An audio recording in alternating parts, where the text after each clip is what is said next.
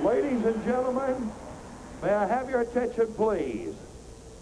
Stand by for a very special event here at Charlotte Motor Speedway.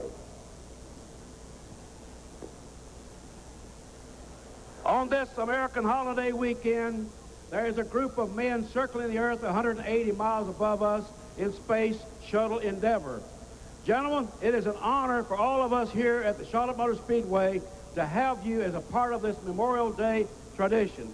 And now may I introduce the crew of the Space Shuttle Endeavour as they join me in the start of this race.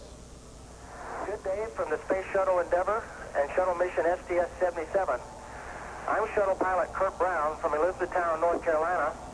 And at this moment, my crewmates and I are orbiting Earth at an altitude of approximately 180 miles. We'd like to take a moment to wish a happy Memorial Day to all the NASCAR racing fans attending the Charlotte 600. NASA and the entire crew would wish you all a very safe race. And with that, it's now race time. So, gentlemen, Start your engines!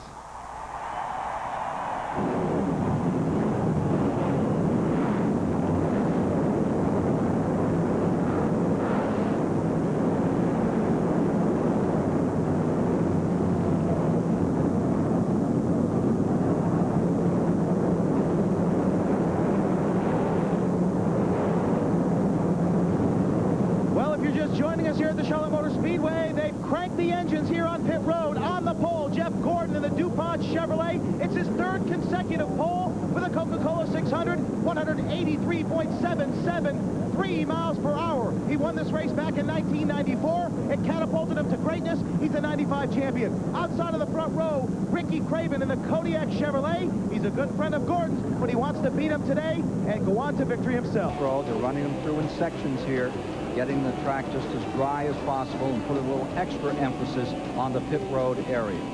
Ladies and gentlemen, let's take a look at the starting lineup for the 1996 600. His third consecutive pole, the defending Winston Cup champion, Jeff Gordon. Flanking him back from that disastrous crash at Talladega, Alabama, from the state of Maine, Ricky Craven.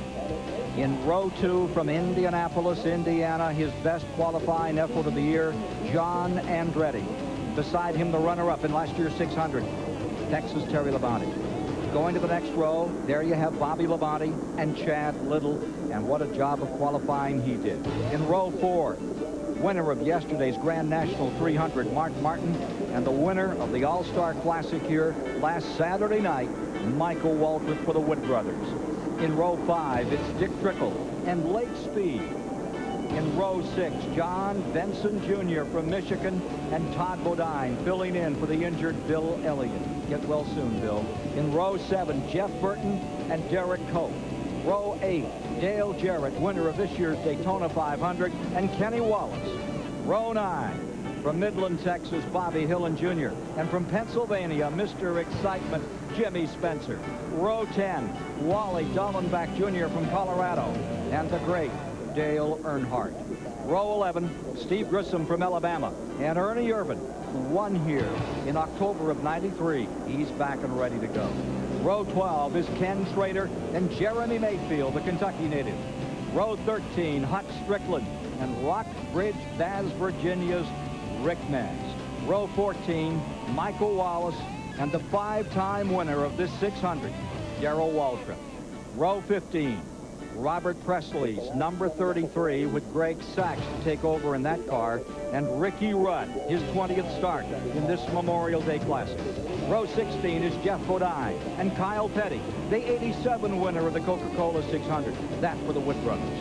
Row 17 from Portland, Oregon comes Chuck Bound, and from Florida, Joe Nemechek. Row 18 is Ward Burton, and the winner at Talladega last month, Sterling Marlin of Columbia, Tennessee. Row 19, Bobby Hamilton out of Nashville and Morgan Sheckford, runner-up here in '87. Row 20 is Ted Musgrave and Brett Bodine. The 21st row, Dave Marcus, his 28th start in the 600, and Elton Sawyer. And starting shotgun on the field, the winner of the event in 1990. Look out, here comes Rusty Wallace. In-car cameras, we have 9 of them today. Chad Little having trouble here before we get to those in-car cameras. He's apparently lost oil pressure, Ken. They're going to push the car off again, try to get it fixed. If it's just a belt, maybe they can get him going. And, gee, he had that great starting position. 6. And a heartbreaker after such a great qualifying run. And they changed motors again. You're on board with Steve Grissom starting in the 21st position. His roof cam look. Remember, they'll bunch the field up. He's back in 21st. Now you're with Mark Martin. You're in 7th position, down on the inside of row 4. And from his roof camera, down that 1,360-foot backstretch. The 99 car, that'll be Burton out of the Roush Racing Team, getting ready for his go in this great classic. He'll have a tough tussle. He'll be running from 13th position. There he is getting ready. 3 cameras on board there. Over 34 cameras for today's race. And then there's Labonte. Bobby Labonte, defending champion in the event. From 5th spot, he'll come, and there you see the 4 in front. Terry Labonte, his brother. Remember that dramatic finish last year? Bobby Labonte across the line, Terry right behind him in 2nd spot at the end of 600 miles. A couple more provisional laps, and then we're down to it, ladies and gentlemen. The 600 getting ready to go in Charlotte, North Carolina. Glad you're aboard. Another lap before they're turned loose under green, and it's a dramatic moment for Chad Little, the winner of the 300 a year ago, after the previous year destroyed his shoulder, broken ankle. He's just rolling out here, number 97. We can get more on that story from Randy Pembers. Well, they had an oil belt come off the car. They stopped in Joe Nemechek's pit. Chad had shut the car off, as we saw. It was on the front straightaway. They pushed it around, stopped in Joe Nemechek's pit. Those guys had an oil belt. They put it on the car. They fired it up. I didn't think that it sounded right. They went back under the hood for a second time. He now has it fired, as you can see, coming back to join the field. And he's going to try and make a green flag start here. He's going to rejoin. Scheduled for 6th position. Finished 13th yesterday. Was running 3rd, and he'd come from the rear of the field before he had trouble just at the end of that race. In addition to all the cameras Ken talked about, we have 8 cars with in-car cameras. We have 51 microphones here, 20 tape machines in the trucks, 45,000 feet of cable have been laid, 175 people on duty to bring you this broadcast. Watching this coming down pit road another time. They still haven't got the problem completely straightened out. We're also seeing the number 71 of Dave Marcus on pit road, but Chad Little is in as well. Little going directly to his pit. He stopped at the Joe Nemechek pit the last time, thought it was a belt, and his folks were ready to help out Nemechek's folks. There he is, back on pit road another time. Chad Little, the 87 Winston West champion. We mentioned he broke his shoulder and his leg here in 94, came back in 90, got a mild concussion out of that one too, came back in 95 and won that 300, and was so up. Put the hood down. Not sure what the circumstance is as they're getting ready to go green. Jeff Gordon, in 1990, he'd never driven a stock car, although he won in everything else just about. Went to that Buck Baker School over in Rockingham. Came back and said, this is for me. Ken, we have a report that Chad Little's motor has gone south on him. It's no longer able to run, so they're pushing it back into the pits. Horrible break for Chad Little. 42 cars at the ready, coming for the green flag, and the 37th annual 600 is underway.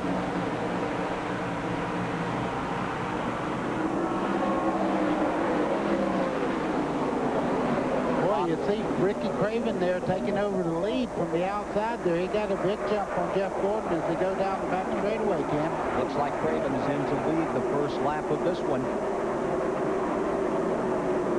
See Andretti riding 3rd, Labonte in 4th as they clear turn 4 first time around. 42 strong come to the line. And the real American racers put it down hard into turn number 1, about 190 in there. Craven changed an engine this morning. This is the first time this thing has been up to full song. Heavy traffic in the back, yeah. You can see Grissom loose down on the bottom for just a moment. They're having to scramble to keep it together. And Ricky Craven's going to lead as they come around for lap 2. Well, you see Ricky Craven there. He's running just a little bit higher than Jeff Gordon, but right now the whole racetrack is clean. We had a rainstorm that washed all the oil off the surface of the racetrack, so it should be good traction for everybody, no matter where you're at on the racetrack. Up in front, you see the battle, and further back, you see the battle in the pack as they continue to scramble. Grissom a little loose there, but gathers it back up. Rudd coming up on the outside of him. Up in front, it remains Craven and Gordon. Coming around to complete lap number 3. A little further back, it is Michael Waltrip in 6th, Martin in 7th, Lake Speed is up to 8th, Trickle is in 9th. Three wide. Whoa! Down that front straightaway, Steve Grissom was right in the middle there. Not a good place to be. Look at this shot. That is Hut Strickland coming right in behind the Budweiser car, getting straight. 25th position. You're riding with Strickland, looking back at Schrader. Pull your seatbelt a little tighter. It's deep in the field. Rush hour traffic, folks, on Memorial Day. Charlotte Motor Speedway with 4 complete. Mark Martin there in the 6th car, and Michael Waltrip in the 21. And Lake Speed has had a great 2 weeks here at Charlotte. Had great test programs, run very well in the Winston Open, ran well in the Select. He's very high on this car. And Michael Waltrip won that Select, but nobody has run better here than Mark Martin, who has won 4 of the last 5 starts here at Charlotte. Martin has moved up into 6th, Waltrip to 7th. Now Waltrip back another spot, Speed to 7th, Waltrip falling to 8th. Whoa, Strickland in trouble. The number 8 car, Hut Strickland. Here's your battle for the lead. Get back on that Strickland story in a moment as Jeff Gordon turns up the heat at number 24 and comes after the pride of New England, Ricky Craven. We were talking about youngsters, Ken Squire. The kid that's in the lead just had his 30th birthday on Friday of this week. The driver right behind him, it just turned 24 not so terribly long ago. And then there's John Andretti. He's 32 years old. We have a youth movement up at the front of the racetrack at this time. The question is, will the youth movement sustain 600 miles and win for the 3rd straight year? Let's take a look at what happened to the number 8 car, Strickland, as they tighten up in front. Buddy? Okay, you see Strickland going in underneath there. It looks like he just got the air off the rear spoiler. He twitches just a little bit. He actually wrecked. He just didn't hit anything.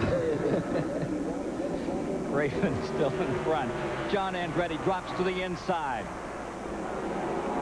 The son of Aldo Andretti, John Andretti, gives it a wild ride. His best qualifying mark of the season. Here comes Terry Labonte in the number 5. Brother right behind him, and you're riding with Bobby Labonte, the winner of last year's event, currently riding in pit spot in that green and black number 18 car. Same car he won with last year. In fact, that guy's got 3 Winston Cup wins, every single one in that one car.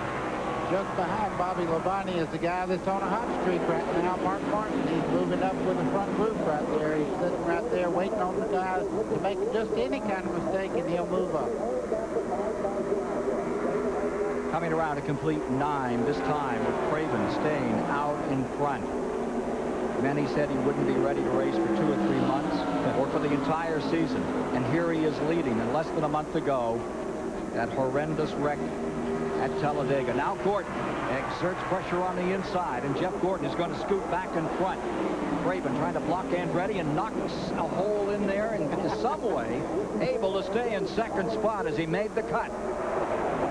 How do you do that? Well, Andretti just did not get far enough up towards the door there for him to see him, and he'd come over. I wasn't really blocking him. He was just getting in line back. You see Terry Labonte trying a little bit higher groove there on John Andretti. In a second, that may work on the outside for him because he's really strong in that 2nd groove. Many consider Terry Labonte the favorite in the 600. This is his 516th consecutive start. He's had a great season today, from 30th to 3rd since Rockingham in the Winston Cup point standings. Terry Labonte at number 5 is on a roll, and here you're riding with Mark Martin in 5th position in the Valvoline car. You see Terry trying that high groove. He's just working it in right now. Nobody's run up there, and he's just moving his groove up a little bit for later on. You see him making a move to the outside of Andretti as I speak.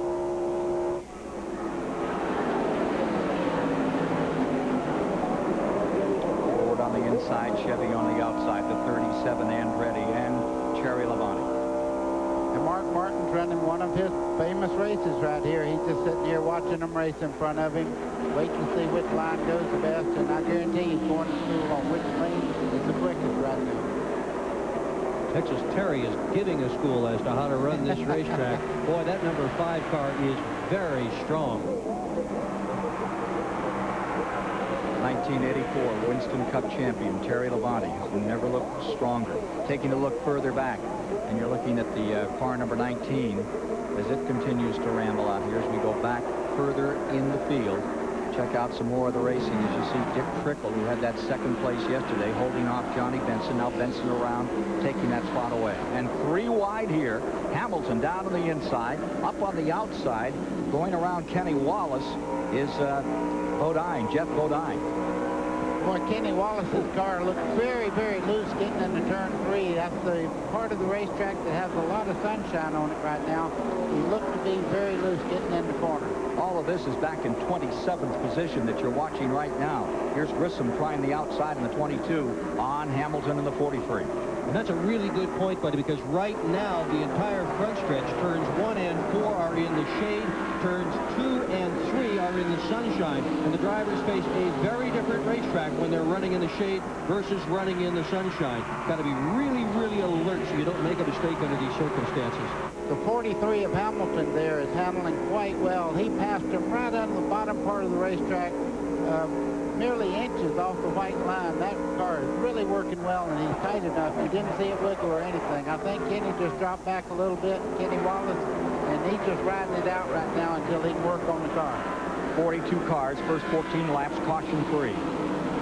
Kenny Wallace trying to close in a little, and coming underneath him, making a run on Wallace in the 81 was Chuck Bound. Now here is Jimmy Spencer, and just in front of him is Bobby Hillen. Hillen's in 15th position, Spencer's in 16th, and behind him comes Earnhardt, the ever-present force in any race in which he appears. He's got a good one right behind him. That's Ernie Irvin in 28 there, working that higher line, trying to get by Earnhardt as they come off turn 4. And Ernie Irvin has him. Ernie Irvin getting around and picking up a spot, and one of the great winners on this track. What a story on Ernie Irvin last year at this race. Was the very first time he was really out in public after his horrible August 1994 crash at Michigan. He came here, he just sort of wandered around, tried to keep the press away from him, tried to keep fans away from him, and Ernie just kept saying he was going to come back, and look at him, he's running real well today. He is back. The first heartbreak of this 37th Annual 600 is standing by with Patty Moise right now, the story of Chad. Chad, a really tough break out there after a wonderful qualifying effort. Tell us what finally put you out. Well, it appears that the oil pump belt came off, you know, when we were during the parade lap. And by the time I noticed it, you know, it had done enough damage to the motor that we lost. I mean, it probably seized up a lot of the bearings, and I can just feel the motor it's ready to blow right now. So, I mean, it had no power at all, and the belt was off. So we put another one on and started it, it would run, but it's just ready to blow right now. And what makes the belt kick off? I don't know. It could have been a rag from another car. It could have been something internally with the oil pump that just happened, but it's just bad luck for me and Sterling Cowboy. It's just that's racing, as they say. Tough break for Chad, and back to Ken now. Johnny Benson in the 10th position. And back for the lead, here comes Labonte in the 5 up on the outside. You saw Benson making a great move. He's been coming on. Here's Terry Labonte taking the lead for the first time. Ken, for 2 weeks now, we've watched everybody run right around the base of the racetrack. Terry Labonte has set his car up to run a higher groove. You see the groove he's running there? It's really working for him at this particular time. Now, whether it'll work all night or not, that's another question. But right now, he is flying. Take a look at Todd Bodine and Bill Elliott's number 94. What a ride he's giving that car. He's moved around Hillen and pulled up in the 14th spot. Hillen back on the inside. And that Jasper, Indiana car, the Jasper Engines machine, number 77, stays right there with him. Hillen and the 94.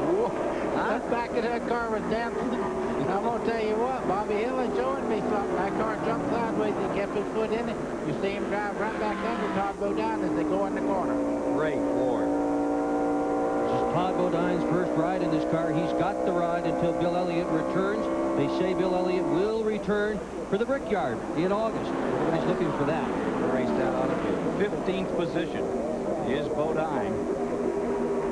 Right behind him, you see Jimmy Spencer. And here comes Ernie Irvin on a tear. He drops onto the bottom. Look at Ernie Irvin pour it on, and that Robert Yates, number 28. Now Jimmy sees him. He does see him. He gives him room.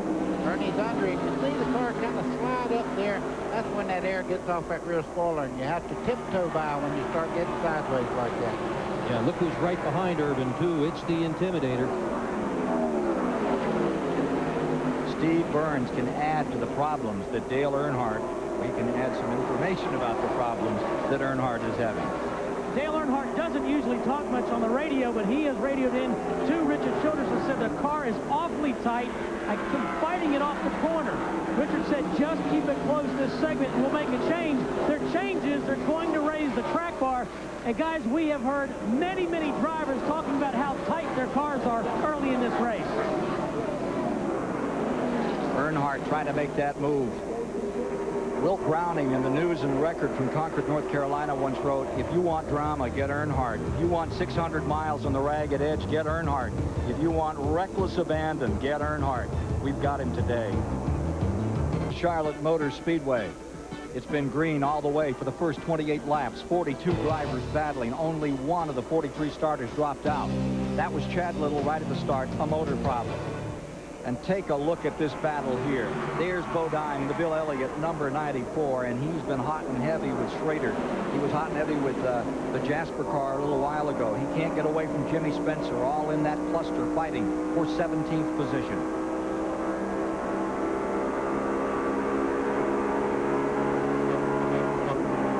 You're riding in the Schrader's car, looking over at that McDonald, number 94. They can look back and forth at each other. I doubt they do, though. 94 is one of many cars here today that has a bit of a different paint job. They've got a Monopoly promotion going on, and it's painted like a Monopoly game. They trailed the leaders by 11 seconds, and only 11 from first back to 17th, 18th, and 19th. Well, they better decide this pretty quick, because they got a man that's right behind them there that don't wait a whole bunch of time on them. I see Spencer, and you see Sterling Marlin there in the Ford just behind these two that are fighting it out here. As they run side by side, they're not able to run a good clean line around the racetrack, and look at the traffic jam behind them. Meanwhile, up in front, Mark Martin. He looks like he's on board the Enterprise today, circling the globe on a 1.5-mile track. Ah, look at that. Jimmy Spencer on the outside. Sterling Marlin on the inside. As that war continues, 19th position at stake. And this is just the kind of stuff that has brought a record crowd to Charlotte Motor Speedway. Biggest crowd ever to see a Winston Cup stock car race here today. They put another 8,000 seats in the backstretch grandstand area and sold every one of them. Probably if they had another 15 or 20,000, they'd have sold them too. 125,000 folks lucky enough to get tickets. Another 40,000 standing around. Just gapers having a great day. Ooh, Rick Mass sliding a bit. And here comes Kyle Petty up on the inside for 21st. Well, Kyle Petty looks like he's solved some of the problems as far as the way that car handles. He's able to keep it right down on the white line in 1 and 2. And his line in 3 and 4, look, he's almost running off on the flat through the corner. Take a look at Rusty Wallace back in 32nd spot and charging. Remember, he's come from dead last. He's picked up 10 spots. Grissom closing up on him on the outside. Just in front of him, Dave Marcus, 3 wide, coming down the main straightaway. The door gets closed. Still 3 wide. Whoa, Jeremy Mayfield up the middle. This morning when Robin Pemberton found out that the furthest back anyone had ever won this race in terms of starting position was 20th. And by the way, that goes all the way back to 1960. He said, well, stand by. A record's going to be broken. He thinks that car is a whole lot better for the race tonight than it was in qualifying. You can see Jeremy Mayfield just in the 98 RCA car there tells Steve Grissom to go on the inside. He's not handling well at the moment, and they do that. They communicate with hand signals through the back window there. They'll put their hand up inside the car and tell them which side to go on when they're not handling quite well. Take a look at Dale Jarrett here in the number 88 as he continues his charge. Dale Jarrett has had some good runs here. Won some Grand National races on this track. Trying to make it all happen here in the 600. The first time that he has pulled that one together. He is running the 9th position. Now you're looking at the number 77. That's Hillen, and just behind him is Jarrett Cope. So Hillen into 77 is fighting with Cope. That's for 11th spot. And for the moment, Hillen has 11, dropping Cope into 12, back into 12. Here's a battle for 2nd spot. Mark Martin just keeps turning up the wick. He's going after Gordon. You see, he's almost a half a car length lower coming off the corner there. Mark Martin is a master at setting the car up for later in the run. He never runs really well when they drop the green flag, but 10, 15 laps into a run, you see Gordon's car start up there, and Mark Martin's a full half car length under. I'll tell you what's a bit worrisome for everybody else. Mark Martin has this race car set up exactly the same way he had his Grand National car set up yesterday. And remember, he won yesterday. Last fall, they did the same thing, and they pulled off a clean sweep. They won on Saturday in the Grand National and Sunday in the Winston Cup. And this is the same car. It's the same Winston Cup car. Exactly. It's got a new body on it, so it's a little faster of anything. Well, you're riding with the man we're talking about. This is Mark Martin's car as we come off turn 4 there and start down the home stretch. Not an empty seat there. Mark Martin has said, I don't know what strategy is. I just race. The strategy is to win. There are long races, and you can't count a lot on what happens. You just decide as you go on what you think is going to give you the best chance to win. Great physical condition. Probably puts more time in working out, getting his body as strong as possible for these races as anyone on the circuit. Remains 3rd. Gordon stays 2nd, and up in front it's Labonte. Looking further back for the moment, Andretti, rather Speed is in 4th. Lake Speed has slipped right up into 4th and stays there. Andretti 5th, Craven 6th, and Michael Waltrip is into 7th. There's Ricky Craven following John Andretti. They're back in 5th and 6th position. Andretti 5, Craven 6. You know, Ken, I think that Ricky Craven, right now, he was injured in Talladega in a horrifying crash. He qualified quite well, but right now he's pacing himself because I'm sure he's still just a little bit sore from that accident. I'm sure he's running this race 600 miles. Right now in his mind, he's saying, I'm going to make sure I have something left. He is only sleeping 2 hours at a time a night. He didn't want to be on medication. And so he gets about 2 hours sleep, and he has to get up and walk for 20 minutes because the pain is still so bad in his back, but you wouldn't know it right now. Yeah, when I asked him, Ken, whether he thought he could make the whole 600 miles today, he said, I think so, but I've really got no reference. What happened to him at Talladega had obviously never happened to Ricky Craven before. He just doesn't know if he can go the whole 600 miles. Right now he looks awfully good, doesn't he? Doesn't happen to many people, and have them walk away from him. Watch Andretti, and back up front.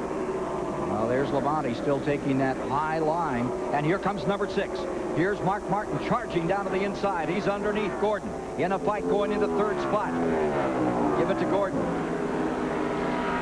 Gordon pulling back around, but here comes Martin edging up on the inside out of 4 over that ripple strip, those bumps there. Martin has it again. Back to the line. And it's Mark Martin into 2nd place, and closing up is Lake Speed in number 9. Mississippi's Lake Speed with his best run of 1996 puts the Melling Spam can down to the inside on Gordon. Boy, oh boy, I'm getting cold chills just hearing you. That's great racing, though. You see Lake Speed having a run of his career right now, passing Jeff Gordon to go into 3rd place. Look how low that car is on the racetrack. It is really happening. And look how high Gordon is running on the racetrack. He is having a problem keeping that number 24 on the bottom. Steve Byrne standing by with Jim Long. This is one fired up picture. Jim, how in the world are you guys running as well? What have you done? Well, the fortunate thing is we're not as tight as everybody else is. But we're still a little bit tight. We're going to have to work on it as the race goes on. But it's early in the race, Jeff. Long way to go, but he looks good now. We're going to go to break and then be back with more of this great race. 42 laps, 42 cars under green in the great challenge here today on Memorial Day. Labonte leads. And consideration has been paid by the following. STP, celebrating 25 years with Richard Petty. A partnership in racing and high performance. STP, drive a better car. Hanna-Barbera. And by Budweiser.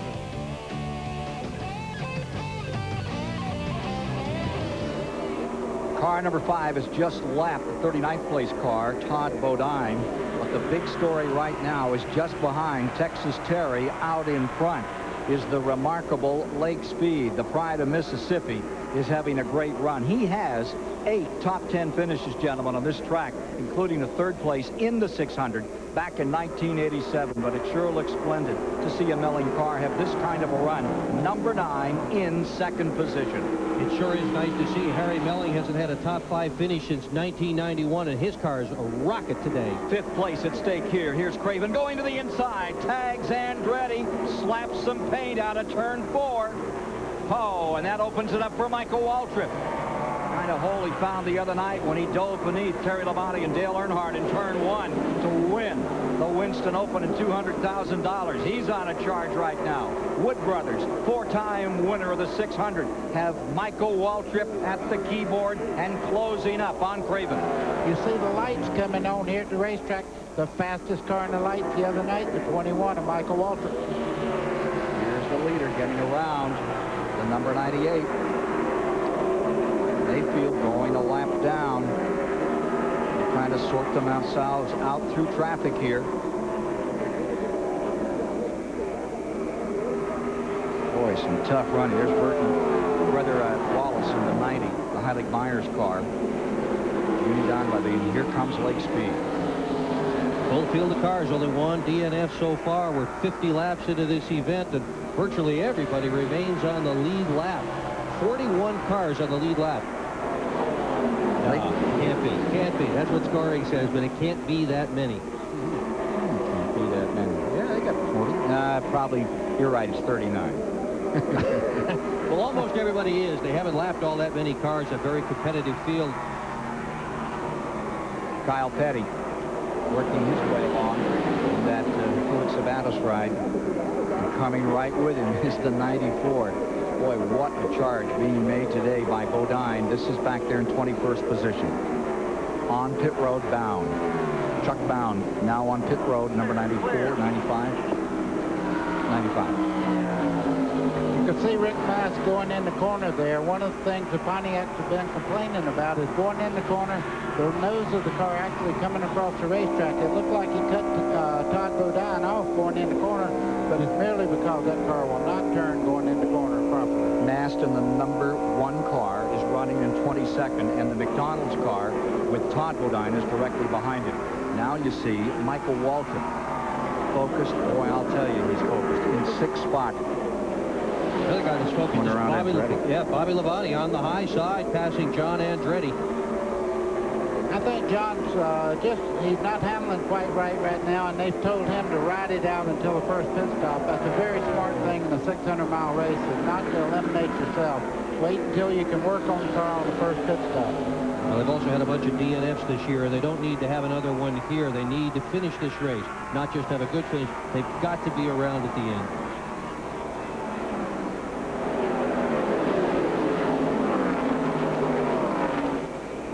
Down to the inside, Bobby Hamilton. Spencer, 19th position at stake. And Spencer has it for the moment. Spencer stays 19th. Hamilton takes it away. Boy, he made it look easy. That bottom line is starting to become a factor again. It's really quick down there. You can see Spencer going back to the... Oh, Kenny Wallace. That's on pit road. He spun coming into the pits. No caution. It is very greasy there. And Kenny Wallace in that square D car brings it in. Randy can add to what happened. Well, you guys called it. He hit a little wet spot. It is still a little damp on pit road. Came down pit road. It appeared at speed. Scheduled pit stops now starting. Ricky Rudd now on pit road. He will pit just up from me. But Kenny Wallace just flat lost it and went around and continued on towards his pit. But scheduled pit stops, they are going to be a little early as Ricky Craven now comes down pit road. They want to take a look at these tires since all that rain came down. They want to make sure that they don't go too far and have a problem. 56 laps, 84 miles have been completed. 84 miles, Craven is in. Kenny Wallace completing his stop. Here's Craven and already battle scars on the side of number 41. Take another look at what happened to Craven. Todd Bodine pitting. Here comes Kenny Wallace into pit road. You see rear tires locked up. He tries to correct. He overcorrects. Now the car is starting to go back and forth. he did a very nice job of not getting over into the pit wall there. Strickland pitting, Nemechek, Andretti, Benson, all on pit road. Now we see Sterling Marlin coming onto pit road. We mentioned that Todd Bodine had brought the Elliott car onto pit road. This is all happening at lap 57. 57. Bobby Hamilton pits. Mast is pitting. Dick Trickle brings number 19 onto pit road. Coming by is the leader. Terry Labonte stays in front, and the battle for second still is a tight one at the present time between Lake Speed and Mark Martin. Now Gordon pits, and behind him comes Morgan Shepherd as well as Wallace. Mike Wallace. What they're doing here, you see, nobody really expected the rain that we had this afternoon. It changed the racetrack, very dramatic. Certainly, this is the first opportunity that they have had to adjust the race cars, also to check the fuel mileage. Earnhardt in 13th position on pit road. John Andretti away. It gasped for a moment and then started. The 15 coming in as well.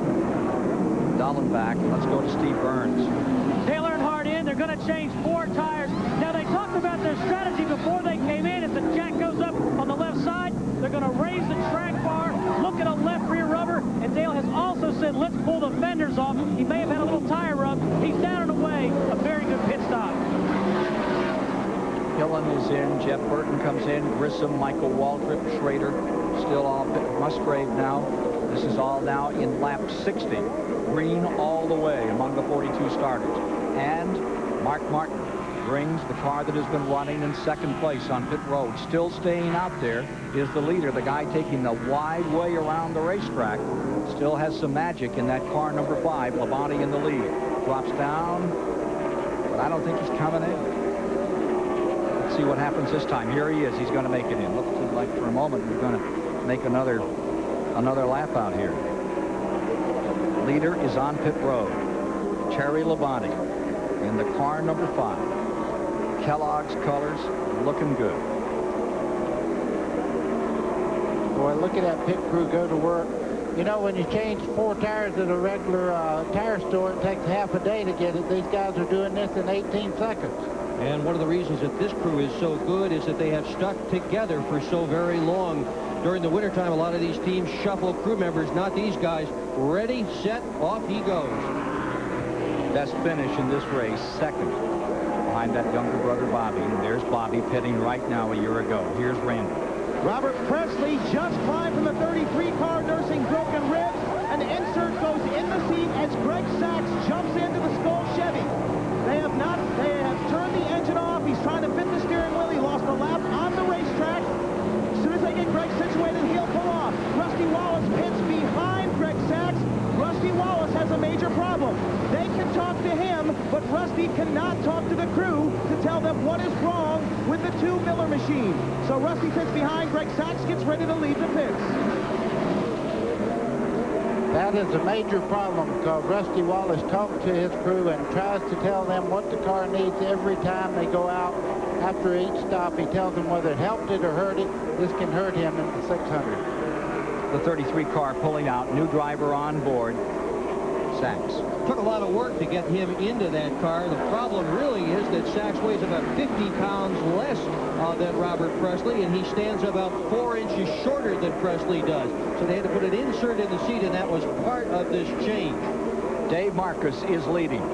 Number 71 is out in front, the prodigy car for Wausau, Wisconsin. Native Dave Marcus. Great moment for him. Elton Sawyer second. With Brett Bodine in the 34th position, the Lowe's car. Remember, he crashed his number 1 car out here in qualifying back on Wednesday night.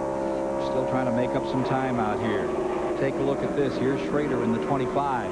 He's continuing to work. He's in 12th position, fighting with Sterling Marlin. Just got him to take 11th spot. With him is coming Earnhardt, just behind him there. Johnny Benson in that batch.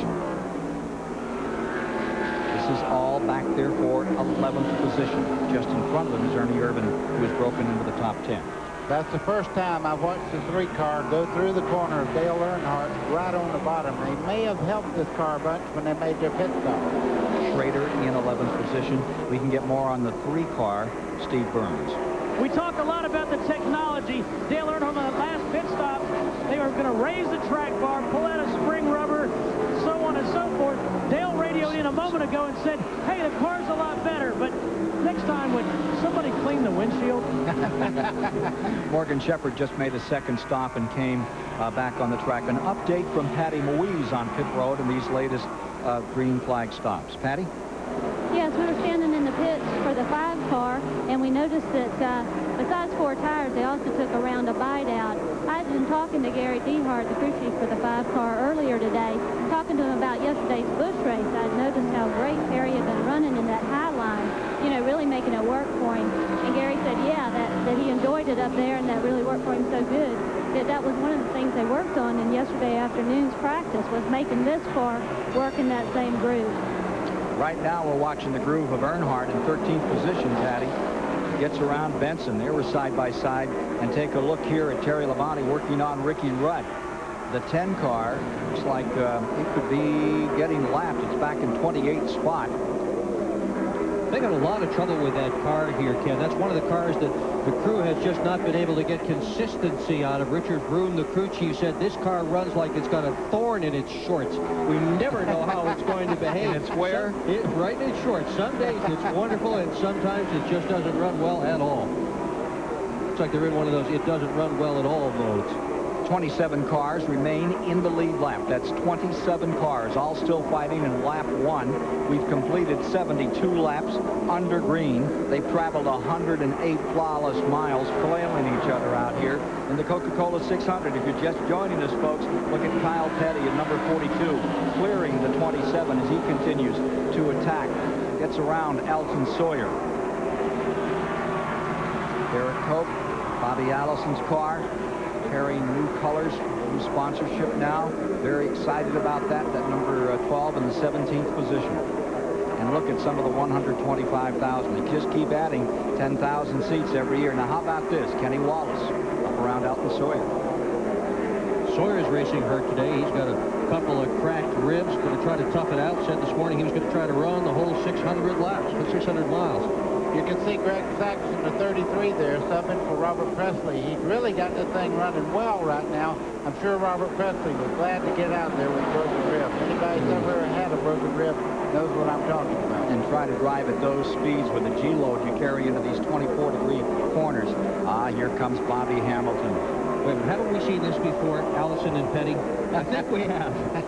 The car owners for these two cars battled just like this, side-by-side, lap after lap, here and at many other Winston Cup racetracks, year after year after year. 18th position right there. Give it to Hamilton. Cope back 1. And just behind him, in 20, is Kyle Petty, who won this race in 1987. Terry Labonte stays first, Gordon second, Mark Martin third, Jarrett fourth, and Michael Waltrip is now fifth. Bobby Hamilton has had a good year in 1996. He's never won one of these contests, but he's hot. He is fifth in the laps led, believe it or not. Look at Earnhardt here. He goes by Kenny Schrader right on the bottom, kind of moves up a little high in the center part of the corner. Now he starts down the back straightaway. Looks like Earnhardt's car might have twitched just a little bit on the high side there. What that could be is the car pushing just a little bit there, and he tried to turn it before it was ready, and it kind of wiggled back. Earnhardt 11th, 12th is Schrader, 13th is Sterling Marlin. Earnhardt's car's wiggling a little bit. I wouldn't really worry too terribly much. If anybody can take a wiggling car and have a crew that can work on it, fix it, make it work correctly, Earnhardt is the guy. You know, a lot of times the car can be handling perfect, and as you go through drafting like that, you change the airflow over the top of the car, it'll make it twitch like that. I didn't imply he wasn't handling because he's running the best he's run all day. Schrader on the bottom. Sterling Marlin, who won Talladega on the high side in that yellow number 4. Schrader's one of those guys that has had problems with the car not being consistent. Last night they said they were just junk, but they look pretty good today. Yeah, and look at the right side of that valance in the center part of the corner. It was actually dragging the ground. That is 3.5 to 4 inches of clearance to get through inspection. Look at it bounce right there, right on the valance. It's hitting as it goes through the corner. How much weight on that right front tire when you pop it into the corner, buddy? I've heard anywhere from 4,000 to 6,000 pounds of downforce as they start in the corner. About 190 miles an hour into turn 1 here on this 1.5-mile track. The famed Charlotte Motor Speedway, TBS, honored to bring you the Coca-Cola 600. We'll be here for 4 more years to do that as well. We're thrilled about that. We'll take a quick break and be back as we watch Terry Labonte out in front, trying to put it back in victory lane another time. Motor Speedway. Rick Benjamin here in the STP Pit Communications Center. The Coca-Cola 600 finally underway, a little bit late, but we've run caution-free so far. Let's take a look at where the Winston Cup point battle stands at this point. After 10 races, Dale Earnhardt, the 7-time champion, on top over Jarrett and Terry Labonte. Jeff Gordon, last year's winner, sitting 4th. Sterling Marlin, and Ricky Rudd, Ricky Craven, 8th. Musgrave, Ken Schrader, winless for a long time, but still in the top 10. And Ken Squire, he's a driver who had a great run going here 1 year ago before falling out with 40 to go. That's so easy to do. You can name driver after driver who've come just that close, and it's gone away from him. Well, right now we're seeing a change of leadership. Jeff Gordon is back in front another time, dropping Terry Labonte into 2nd spot. That's what teamwork does. They made a pit stop. They were falling back. They dropped back almost to 4th place there. They were in 3rd and a chance of going into 4th. They made the pit stop. They corrected the handling on the 24 car, and now he is flying around the racetrack. Another look here, buddy. You see Jeff Gordon going down in the corner on the outside. You can see the 5 car just backed off and said, hey, it's too early to contest a team car. 2 smart teams, 2 smart drivers. That's exactly the right way to play it at this stage of the event. So Jeff Gordon is back in front. Remember when he won this race in '92, he was 22 years of age, his first victory, some moment. Well, he's back in front. Now take a look at Mark Martin. He's back in 4th spot, and there's Michael Waltrip right there in 5th.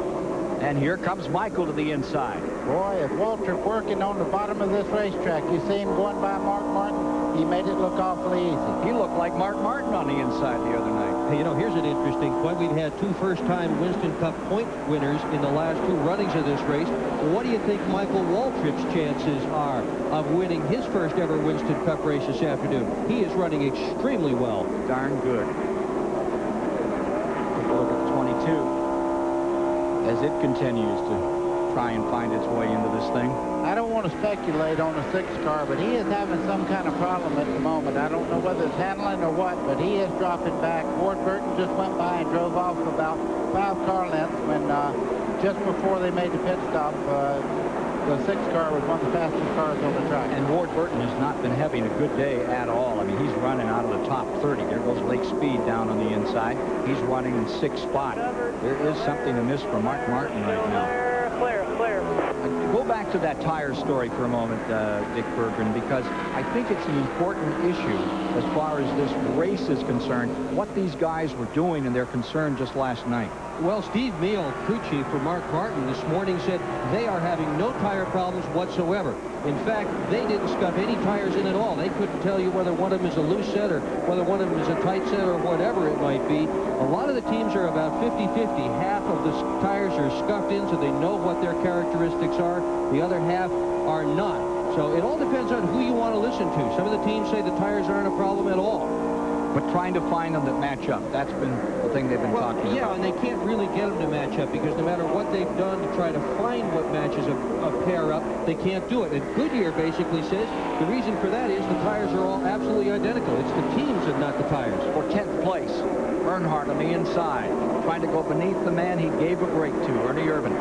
Gave him a ride in a sportsman car a few years ago, and it set Ernie Irvan on his way, and Earnhardt gets him this time. It's Dale Earnhardt back to 10th. Ernie Irvan dropped to 11th. Earnhardt's one that only has 3 sets of tires scuffed in. They're just going to tough it out and presume that every single set of tires is the same as every other one.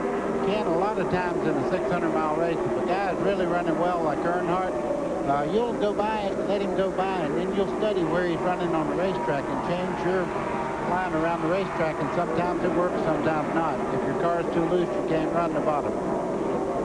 Well, here you see Andretti back there in 20th spot now, and with him comes Rusty Wallace, and Wallace from 42nd position is rambling. Doesn't he ramble? Look at him come along from 42nd up into 21st and closing, getting back into traffic. Wally Dolan back down on the inside. Rusty, who won the last time out, Simona, California, the great Sears Point road course. In fact, fact, he's won 2 out of his last 3 starts. Let me add something to this. They have to go right now because Jeff Gordon and Terry Labonte are just seconds behind them to put them a lap down. So Rusty Wallace, if he has anything hidden, he'd better use it right now. Replay of yesterday went the entire distance with 1 caution late in the going, and Mark Martin won that Grand National race. We have now covered 93 laps, gentlemen, 93 laps deep, and nary a caution flag has flown. 139.5 miles, and the action is unbelievable in this 37th annual Coca-Cola 600. I don't even want to see this thing 25% of the way over, Ken Squire. This is a good race all the way through the field. I mean, you can look at almost any position, and there are 3, 4, 5, 6 cars all fighting for that position, and all very well equally balanced, just like this. Derek Cope in 18th position, Kyle Petty in 19th. Here's Bobby Hamilton moving up on Nemechek.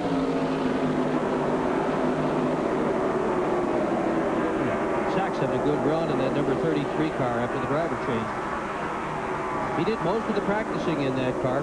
Rusty just sort of stood around and watched his race car go around the speedway.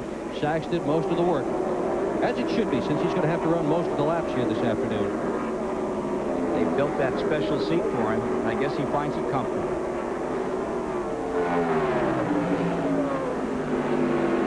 Chuck Bound's going to return to the racetrack. He has left the pit area many laps down. Now take a look at number 2, Wallace, closing up on Andretti. This is for position. Wallace, Rusty Wallace in 21st, Andretti just in front of him in that 20th spot. Kyle Petty drops back. This will put him in the 20th. They've taken Kyle down a spot. Those 2 cars have overtaken him as they still stay bumper to bumper. Rusty got his problem solved in the first round of the pit stops here. He was only 1 and 9/10 seconds from going to lap down. Now he's right back in the thick of it. Wow, there's a problem on the 5, and Randy Pemberton can tell us more. Well, it's another radio problem. He cannot talk to his crew. The crew can talk to him. When Terry goes by on the front stretch, Gary Dehart told him, if the car is loose, touch the door. If it is tight, put your hand up on the roof. 3 consecutive laps. Terry Labonte put his hand up on the roof. They radioed back to him, said, next time you will pit about lap 120, and we'll loosen that baby up for you. So, they cannot get specific. You can't talk about air pressure, can't talk about wedge. It's all up to Gary Dehart and the guys in the crew. See, now there are a lot of race fans reading Winston Cup Series, and they say, how to take those radios out. How to go back to the ways Baker when he used to run those early races.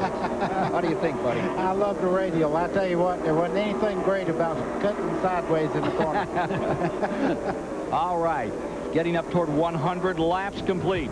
No cautions as yet. Gordon leading. Jarrett, Labonte, Michael Waltrip, and Lake Speed. Live to the Charlotte Motor Speedway and our coverage of the Coca-Cola 600 here on TBS Sports, race 11 of the 1996 Winston Cup season, on board with Dick Trickle. We are live, of course, here in Charlotte, joined by Robert Presley, who just got out of the Skull Racing Chevrolet. You've got that cracked rib from last week. How racy is the track after all the rain we had? Well, I tell you, the racetrack's in great shape. You know, everything, got a lot of oil off the track. The racetrack's fast right now. It's a little bit tight, so you'll see a lot of people changing as the day goes on. Long pit stop to get Greg Sachs in your race car, but you're 15th, we're told right now. That's a good run. Well, you know, we had the car set for Greg, and, you know, Greg practiced it all week for us. We went longer than we thought we'd have to, so I felt pretty good, but we're going to let Greg make up some time here and hope we get out here with a good finish in the old Bandit Chevrolet. All right, hope you're feeling better soon and able to run all race long next week. Thanks, Robert Presley, for stopping by. Ken Squire, back to you. Actually, they've dropped down now out of the top 30 with that stop. We're watching Dave Marcus come back on pit road, and let's reestablish the field for you. In the first position is Jeff Gordon. See just in front of him the 94, about to go a lap down. That's the 22nd position car. Now here's the 88, Dale Jarrett, winner of the Daytona 500 for a second time. Back here in January, pull that feed off. He's in second spot. He's being shown 2 3/10 of a second behind the leader, Gordon. Now running in the third spot at the present time, there you see the number 5, the Kellogg's car, and that's Terry Labonte. Running in fourth for the Wood brothers in the zip code number 21 Michael Waltrip having an excellent ride through the first 1/4 of this race. We're at lap 106 at the present time as you look at Michael, winner of that Winston Select. There's your 5th place car. Lake Speed stays right in the midst of this festival of speed here today. You can see his car. He is actually able to pull the left front below the white line in the corner. That car is really handling well. He dropped back just a little bit on his pit stop. I think he may have had a problem, but he is getting around the racetrack quite well. But let's talk about Dale Jarrett in the 88 for a moment. We haven't given him much of a call thus far. He's having some run. He started all the way back in 15th spot, Dale Jarrett did, and now he's got himself up to 2nd position. Todd Bodine now has gone a lap down. They should be having pit stops coming up in not too terribly long. That's Dale Jarrett in the 88 there. He is making great advances towards the front right now. And you know, in the Winston Select the other night in the first segment, it was about this time in the night, and that was the fastest car at Charlotte Motor Speedway. And why you stress this time of night, buddy? Well, I think he set his car up for this time of day because had it started on time and all, it would be almost closing time here, and you can see that Dale Jarrett really has his car working. And he's cut it from 2.2 seconds down to 1.6 on leaderboard. A fair bit of the pre-race hype has been about Ford versus Chevrolet, and a lot of the Chevy guys said, NASCAR's giving him the storm. Ford's going to run off with this thing. Well, we got a Chevrolet in the lead, a Ford is 2nd, a Chevrolet is 3rd, a Ford is 4th, and so on down. Sounds like politics, doesn't it? Well, it is politics. What they're all trying to do is they're trying to get a little more concessions from NASCAR, but NASCAR is going to be smarter than all these guys because they've got them all running the same. It's the driver that counts. Jarrett in the car. Jarrett in the 88 trailed by 8 seconds after those pit stops. Now it's less than 2 between 1st and 2nd spot. By the way, the chassis dyno is in the garage area. Gary Nelson told all these guys in the drivers meeting this morning after it's all done and over with. The fast cars are going on that chassis dyno, going to find out who's got a big engine, who's got a, I shouldn't say a big engine, a strong engine. Excuse me, strong engine. Yes. Right. Now you do. Yeah. Good race here. Yeah, look at 21. Michael Waltrip down to the inside. Moving in on Terry Labonte in the number 5. Just in front of them, Jeff Bodine in the number 7. He's in 24th spot, about to go a lap down. Terry Labonte cannot run that high line much longer like he's running. He's almost up in the gray part of the racetrack, and I guarantee he's wearing his tires out a lot quicker than the people down in the groove. Remember, Dick, that's just because he's in lap 34 and he runs the next 30 laps. Yeah, but you know, Labonte's really almost up at about the 5th row of the bleachers now. He's running up so high on that racetrack. This is not a dirt track. There's no cushion up there. That's where he grew up, that kind of racing out there in Texas.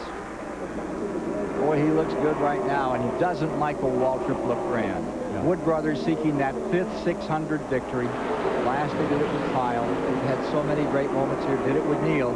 All right, buddy. Ken, that's what I'm talking about right there. I knew time was on my favor there. You see Michael Waltrip making a move on Terry Labonte. As they head into turn 3, you'll see that Terry will make a move here. He'll start up the racetrack. Now watch the 21 close right back in. Next lap. He's there, though, isn't he? Michael Waltrip is definitely there, knocking on the door. First place at stake. 113 green flag laps. Flawlessly driven. First section of this race. We've completed 169.5 miles. Nobody has put a wheel out of line. What a fantastic event. And this battle for the lead continues. We still have some 20 cars in the lead lap. Make that 22. Make that 23. Come on, Michael. Can't do that, buddy. Hey, you know how they're always talking about how you got to have you know how they're always talking about how you got to have a brand new race car in order to go fast? Look at that number 21 race car. That thing won on March the 20th, 1993 at Atlanta Motor Speedway with Morgan Shepherd behind the wheel. That's the last Wood Brothers point win.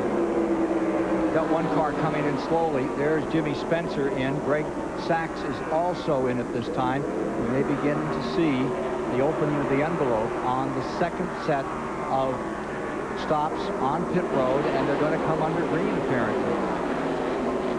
What do you figure, so many green flag laps yesterday and today too, buddy? Well, I think the racetrack is in great shape, and I think the guys have a great tire here, and I think the cars aerodynamically are much better than they were in the race last year here. As you see Terry Labonte taking that outside groove there, and you see Dave Marcus even giving him a good run right now. And when I said that a while ago, guys, I promise you, I don't have a favorite. I like Terry Labonte as much as I do Michael Waltrip. His car is just not working well right now. Car number 41 just came in. Craven made a routine pit stop and back underway. Andretti is on pit road as well. We mentioned Spencer has come in. And the 94 car with Todd Bodine has also come in. This is at lap 116. The fewest cautions in the 600. There have been 2 races run with, 2 cautions. One was 62. Gee, Nelson, Stacy, and then 63. That was, all right, Doctor. Sure, easy for you to say. Maybe Lorenzo. Well, let's talk about some favorites to win this race. And, you know, buddy, I don't think anybody would be unhappy to see Michael Waltrip win. This is his 310th Winston Cup start. He has never won one before. And I'll tell you, everybody in the house is pulling for a first-time winner. Take a look at that 22 hanging right in there. Had some problems earlier, but they look like they're getting them sorted out. In the 31st position now, Ward Burton, number 22. Ken, you're exactly right. I think Ward Burton might be one of the fastest cars out there. Steve Burns. Dale Jarrett is in the pits. They talked about chassis adjustments.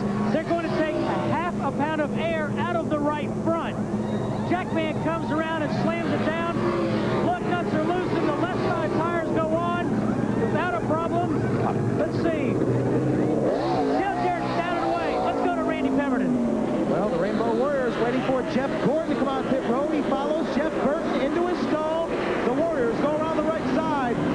A wedge wrench goes into the top right rear, cleaning the windshield. 1 round of wedge for Jeff Gordon. Right side tires already done, working on the left. Patty Boise has got Terry Labonte stopped. Yeah, the 5 car is in the pit. The 4 tires stopped. We know they've made an air pressure adjustment. They have not gone to the chassis as far as taking bites in or out. He's away. Average speed. Dale Earnhardt down here in the pits. This is a lightning fast pit stop. They also working around and wedge out. They also cleaned the windshield. Back up there. He asks, and it is given. Average speed 170 miles per hour to the second green flag pit stop. The old record 151.9. 1995, Bobby Labonte pulled it off, and right now they're shattering records in a great Coca-Cola 600. Stay with us here on TBS. And consideration have been paid by Valvoline, Plastic Coat, and by Steel Power Equipment.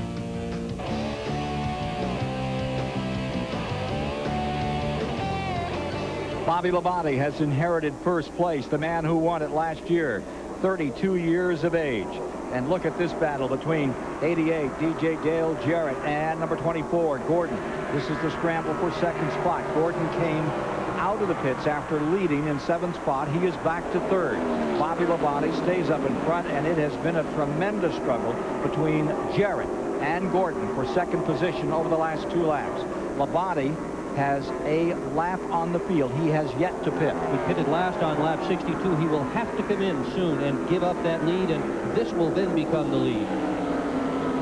Just behind them, running 4th right now, is Michael Waltrip, and 5th is Terry Labonte. You see right now that Jeff Gordon's trying to make a move on Jarrett as they start into turn 1, and just in front of them, that's Bobby Labonte, just in front of them there. Now, they're running him down. How did he get so out of sync with the rest of the field?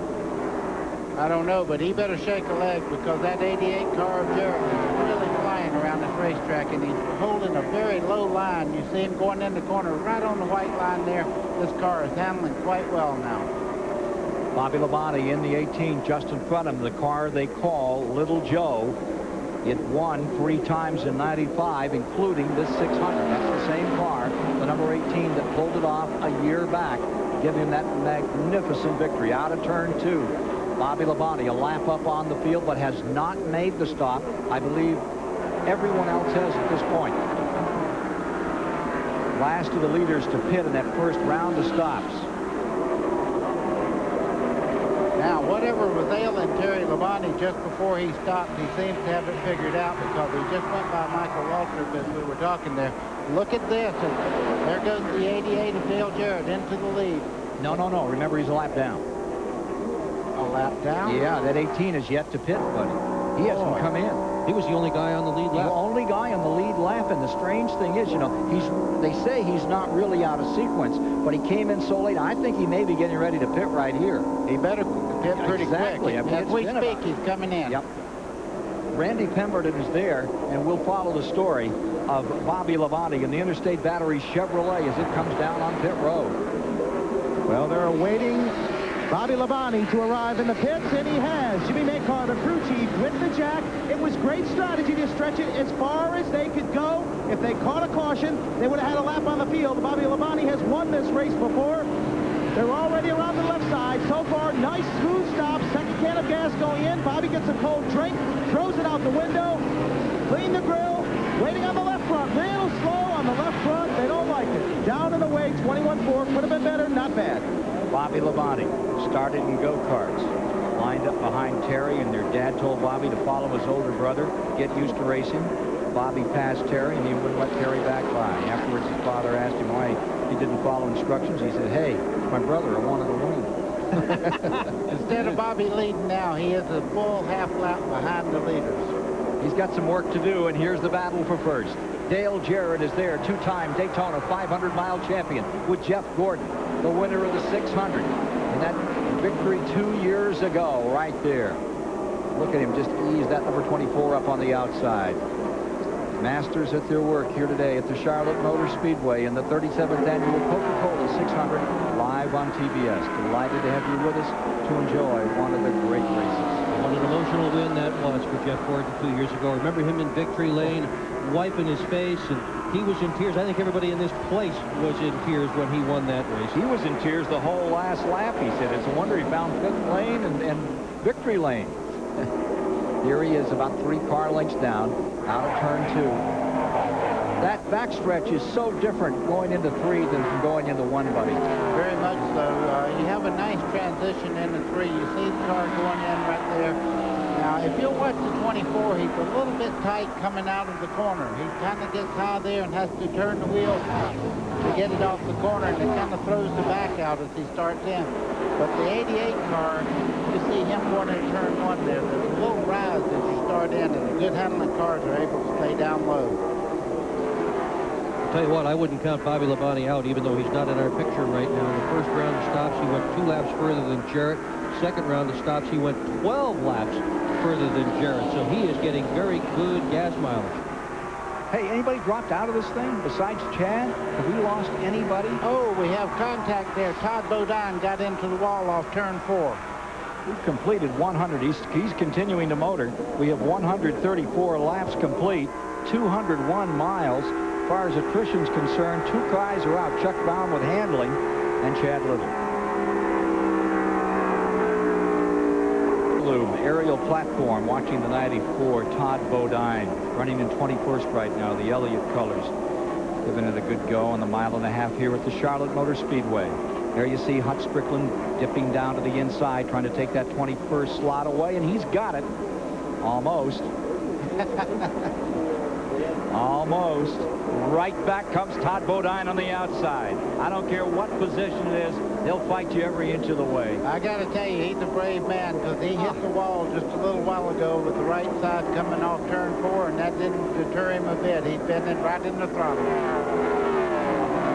A few laps ago, the 99 and the 94, that was Burton out there, Jeff Burton. And the 94, take a look at this from a few moments back. Trouble on the home stretch. We got a caution coming out. Marcus hard in the wall. Torn the whole front of number 71 off. The Prodigy car slides across the track into the infield right at the start-finish line. Marcus in the 71, taking a hard hit. Running in 31st position. David appears to be okay. Take a look at the front of that car. Now that's at lap 141. He's got the window net down. You can see him moving around. They do tell him in the driver's meeting, if you're all right, put the window net down. Dave Marcus has done that. 211.5 miles are complete. What a sad ending for Dave Marcus, the all-time veteran of this race. Dave Marcus has had more starts in this 500 than anyone else, and for the 55-year-old campaigner, native of Wisconsin, who finished 6th here back in 1974, this is what happened to his day. It looked like he and John Andretti might have made a little contact, and that turned Marcus straight towards the wall, and he hits almost head-on there. You can see some heavy skid marks up to the wall. They really tell the story just before the start-finish line as they go out to administer to Dave Marcus. Pit stop should be happening. Marcus's car, that's a front flip for sure. And there you see the scribbles on the asphalt. What happened here to Dave Marcus? It's a long time to think about going to be hitting the wall. So the field begins to saunter on pit road. This is the first time they have pitted under a yellow flag condition today. And Steve Burns is on pit road waiting for the other Dale Jarrett. Dale Jarrett slides in. The crew goes to the right side. I don't think they're going to make any kind of a chassis adjustment. This is just going to be 4-tire change. We're looking at a split screen situation here. Again, 4-tire change, no chassis adjustments. Let's go to Randy Pemberton. It was an air pressure adjustment only on a 4-tire stop for Jeff Gordon. Pitted behind him, Ricky Craven, as well as Lake Speed. Speed down and away. 4 tires for Craven, a little slow on the left rear, and he's down and away. Ricky Craven came in 9th position. Jarrett and Gordon duking it out as they came down pit road. Back with more of the action of the Coca-Cola 600 in a moment. Under caution, first time coming around to complete lap 144. Cleaning up the remains of 71, Dave Marcus's car. And back in the garage area, Patty Moise ready to file this report. Well, the 75 car is here in the garage area, and it's been basically chassis changes. If you've heard the old expression about raising the radiator cap and sliding a new car underneath, that's pretty much the case here. They've changed 2 rear shocks, a rear spring, both front springs, and a front sway bar, and I think they adjusted the track bar as well. The 98 car is in the garage area up a little bit, and it seemed that they had a vibration, and they're changing a transmission. Thank you for that report. How long do you think, Patty, before we might get Morgan back out here? I think they're just about done now. Seems to be that they're winding up. Thank you much. All right, we'll take a quick break and be back for the restart. Gordon, Jarrett, Labonte, Speed, Waltrip up in front in a dandy Coca-Cola 600. Don't go away. Yes, has them movies for guys who like movies. One big, bad, in-your-face movie every Sunday night. Tonight. Prepare yourself. The hunt continues. Turn them off! Turn them off! Danny Glover and Gary Busey battle the ultimate alien. Predator 2. You want them? We got them. Movies for guys who like movies. 9:30 Eastern tonight. Only on TBS. Replacing your engine or transmission is a big deal, so it's a good idea to ask a few questions, like has it been remanufactured or just rebuilt? Ask if they provide a guaranteed list of new parts. Ask about their warranty. And finally, ask how they test them. Once you have the answers, you'll choose Jasper. For all the answers, call Jasper, 1-800-827-7455. With Best Western's new family plan, you may get discounts to attractions like Six Flags theme parks. Or you do. Maybe coupons for food, giveaways for kids. Great offers from United Artists Theaters and thrifty car rental. Every Best Western gives you so much and a room for the family at a special family plan rate. Maybe even a deal on a second room for the kids. Come here. For family plan reservations, call 1-800-528-1234 or your travel agent. When you're traveling with your family, stay with our team at Best Western. Enter the Performance Zone with Splitfire Performance B spark plugs. You hit your passing gear, you're gone. Experts say Splitfire Performance B spark plugs mean more horsepower and better mileage. The difference in gas mileage has been fantastic. Enter the Performance Zone only with Splitfire Performance B's, guaranteed. And now you could win a limited edition 97 Mustang Cobra. Enter the Split-Fire Performance V sweepstakes. All right, we're 154 laps in here. Anything to keep Baker under, too. Thanks a lot, Ken. 231 miles have been completed in the 6th Annual Coca-Cola 600. Light is off in the pace car, ready to go racing. Gordon first, Jarrett second, Labonte third, Earnhardt fourth, Craven to fifth, Lake Speed sixth, Mark Martin seventh, Wallace eighth, Benson ninth, Schrader 10th, and once again, that front 10 as they were before. Whoa, we have contact on the front straightaway. It was Kyle Petty all over the back of the number 16 Musgrave, and that sends the field flying down into turn number 1. I think we've torn up about 6 cars as they came to the line. You can see Rusty Wallace there in the 2 car. He's torn up the 33 of Sachs. Here's Musgrave's car. Is that Lake Speed? Lake Speed, oh, that's a tragedy. So Nemechek coming back to line. They're racing back to the line, and make no mistake about it. Kyle's getting his lap back. Gordon comes across the line, followed by Bobby Labonte in second, Earnhardt up to third, and Craven across in fourth. Heavy damage down to the corner. Most of the cars driving, well, not all of them, but several of them driving away. Look at the end of that 33 car. John Andretti's car badly blunted front and back. Nemechek Johnny Benson has got problems with his car too. He's smoking badly as he comes by. Big tear up in turn number 1. It happened right on the start, right here at the line. Kyle Petty into the back of the 16 Musgrave, and that's where it got away. Well, on the restarts here, you see Musgrave starting off there. Kyle takes a look to the inside. Right here, they make a little contact on the left rear corner. Musgrave's out of control, right in front of Bobby Labonte. And you can see Earnhardt just barely getting by there. That's the second time Earnhardt has dodged the bullet here. Oh, Rusty hits hard. It's the second year in a row Rusty has been damaged up in the first turn. Not much doubt about that one. That was a hard hit. Yep. Took out some real good cars. Here's Musgrave's car coming in. Going behind the wall with it. Here we go again. Musgrave, that's the car sliding right in front of Labonte.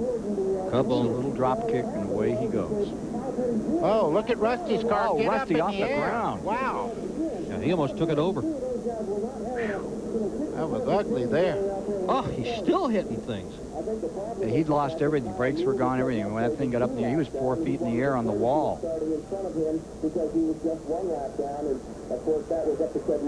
Lap 166 when that happened. 166. Few drivers going over to the infield care center here. Sure, it's just an automatic checkout. They were just coming. I think I said 166. 156 is when that incident took place. 10 cars involved in this incident on that start. Let's take a ride and a listen down into turn 1.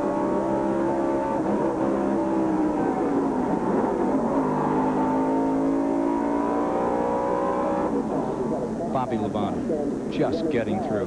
Another angle.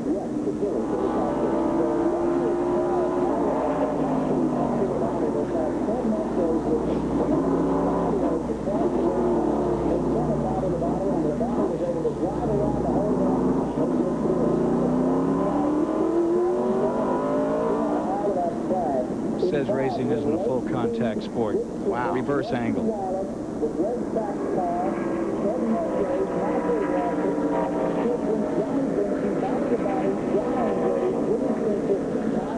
You know, watching this, Kyle was on the very bottom of the racetrack. I'm not sure that Musgrave knew he was there. I'm not sure of that contact there. We really can't blame anybody. It was just a racing thing that Kyle Petty was on the bottom there, and Musgrave was taking care of the inside there, and they touched. So you want to be a racer. Let's go to Patty Moise with Ted Musgrave. Yes, we're here in the garage with Ted, out of the race early. Tell us what happened from your perspective, Ted. Well, I guess by the replays you can see that. Hey, that's a good film clip. That'll be in the world's biggest bloopers there. You know, you just can't do that at Charlotte. You know, on a restart like that, going 3 wide through the tri-oval line. You know, it's 600 miles. I don't know what Kyle's problem was, but, you know, like I say, it was a dumb move, and it shouldn't happen like that. But, hey, you know, it took a lot of good cars out of the race. I'm sorry about that, you know, but I was trying to get a lap back just like I, you know, should. And my car was starting to work pretty good for once. And Like I said, I'm not really sure. I just got hit in the left rear pretty good, and there was just no way to hang on with it at, 170, 180 miles an hour sideways, and sorry for the rest of the guys. Well, it's a tough break, and will y'all be able to get the car back in just to make some points? That'd be it, just to make some points. That thing is really destroyed, but, here, as competitive as it is, you just got to go back out and get as many points as you are. Like I said, there's a lot of cars in the garage area, and we want to see if we can get some more. That's the story here. Back to you, Ken. Ted Musgrave. We'll take a quick break and be back. We are now at lap 161 in the Coca-Cola 600 here at Charlotte, North Carolina. Pretty much caution-free for a while. We just can't get by this 140 to lap 160 area. The Duralube aerial platform showing you as the lights come on here at the Charlotte Motor Speedway. We get ready for some night racing. And I believe they posted the number 42. Let's take another look at what happened and get a perspective from Dick Berkeley. Yeah, watch Dale Earnhardt, the black car, about the third or fourth back. He is one of the few guys that gets through this thing unscathed, and right behind him, Ricky Craven. This is the stuff of champions. Watch these two guys thread the needle. Watch that black number 3. He sees it all happening in front of him. Jacks up on the brakes, goes to the outside, gets through this thing. Craven follows him through. Everybody in front of him, everybody behind him gets stacked up. Those two cars got through well. That's how you make a championship. Petty penalized 5 laps, being brought on pit road, 5-lap penalty. Let's go to Randy Pembert.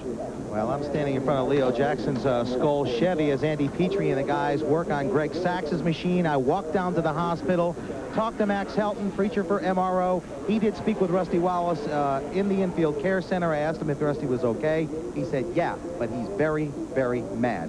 And he went to the motorhome. So we won't be speaking with Rusty anytime soon as they continue to work on the 33 car.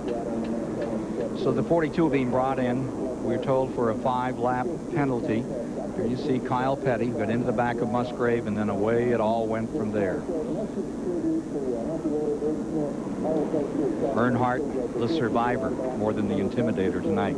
He's got a little mark on the very front of that car, but that may have been sometime earlier because I did not see him touch a car in that incident. Just a little tiny bruised in comparison to what could have happened to him. Steve Burns is waiting by down in that pit area. Steve? Richard Childress told Dale Earnhardt, keep an eye on the 24 car and the 88. If they come down pit road, we'll top off the gas. We're not quite sure if they're going to do it now. He said, watch the leaders. Average speed at 140.6. There's Kyle Petty in. Car being looked over. 5-lap penalty. Well, that's got to hurt. Sitting on pit road for 5 laps. There you see Felix Sabetis, the owner of the car. Kyle Petty won this race in 1987. Billy Woodruff is crew chief. Looking it over, nobody's happy there. Nothing to be happy about. There's your leader, Jeff Gordon. And what about racing day and then night? Jeff Gordon, now in control of the event, gave us this answer to that very question. If you're not running well, you say, hey, that's okay, our car's set up for later on the night when it cools down. But you've got to be prepared for anything, and that's one thing that Ray's really good at is rubbers and when he wants to put wedge in. We've even got adjustments now where we can raise and lower the track bar. We got to decide on sticker tires or scuff tires. We might do something different during the day than we do at night. So there's a lot of variation, especially in a 600-mile race.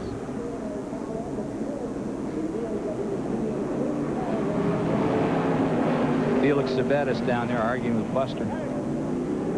I can tell you who's going to win this argument, the NASCAR. You can see he's very unhappy, though.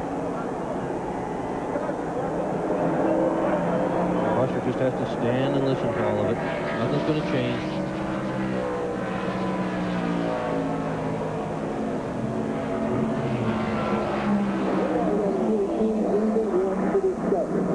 MasterCard race summary, mid-race report brought to you by MBNA. NASCAR MasterCard, the official card of NASCAR. 6 leaders thus far, 10 lead changes. We had 32 in the whole race last year, averaging 140 miles an hour. One caution for so long, then 4 all of a sudden. And there you see the lap leaders to Dave Marcus, before he had a bad crash that put him out of the event. Show the world you're a NASCAR fan when you carry the MBNA NASCAR MasterCard. Call 1-800-34-NASCAR to request to only card with your favorite driver right on the card. Get yours by calling 1-800-34-NASCAR. Green is down. We're back to it. This is at lap 166 as they take green. Well, let's see if we can get a lap in here. See Jarrett Cook there trying to get it back in the lead lap, but look at the 88 of Jarrett come on the inside. Who was that? It was Earnhardt. Top to bottom. No, sorry, 22 Burton. And he got away top with to it. bottom. And he got away. You're absolutely right. All the way from the top of 2 all the way to the bottom, midway down that 1,300-foot backstretch. Look at Jeff Gordon and Jarrett go down into turn 1 side by side, and right behind them Dale Earnhardt as they peel off into turn 1. You're new to the game. That's a Ford-Chevy battle. Chevy on the outside, Ford on the inside. As they get at it with Earnhardt there in that mixture. They're going to hold Kyle Petty 2 more laps, apparently. Conversation between Felix and the officials. The officials have decided 2 more laps is in order as a result of that conversation. 2 extra laps in the penalty box because Kyle or someone used some expletives, they say. Look at this move. Jarrett down on the inside. Squeezes through, and here comes Earnhardt. 3 of them in there together. All right. Got this race going again, and we've got 3 guys under a blanket up in front with Craven back and forth.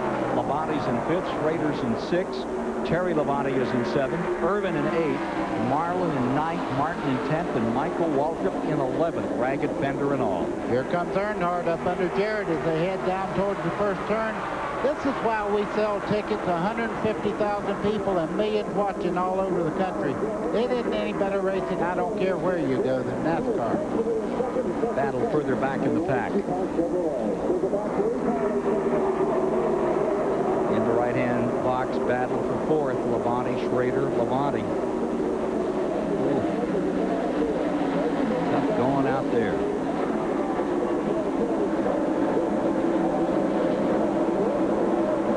Meanwhile, up in front, Gordon, Earnhardt, Jarrett, Labonte. Jarrett has it his way for the moment. Remind you that 12 car is a lap down. Actually, he's not a lap down. He just picked up his lap, but he is not in the fight for the lead. That's Derek Cope in the 12th.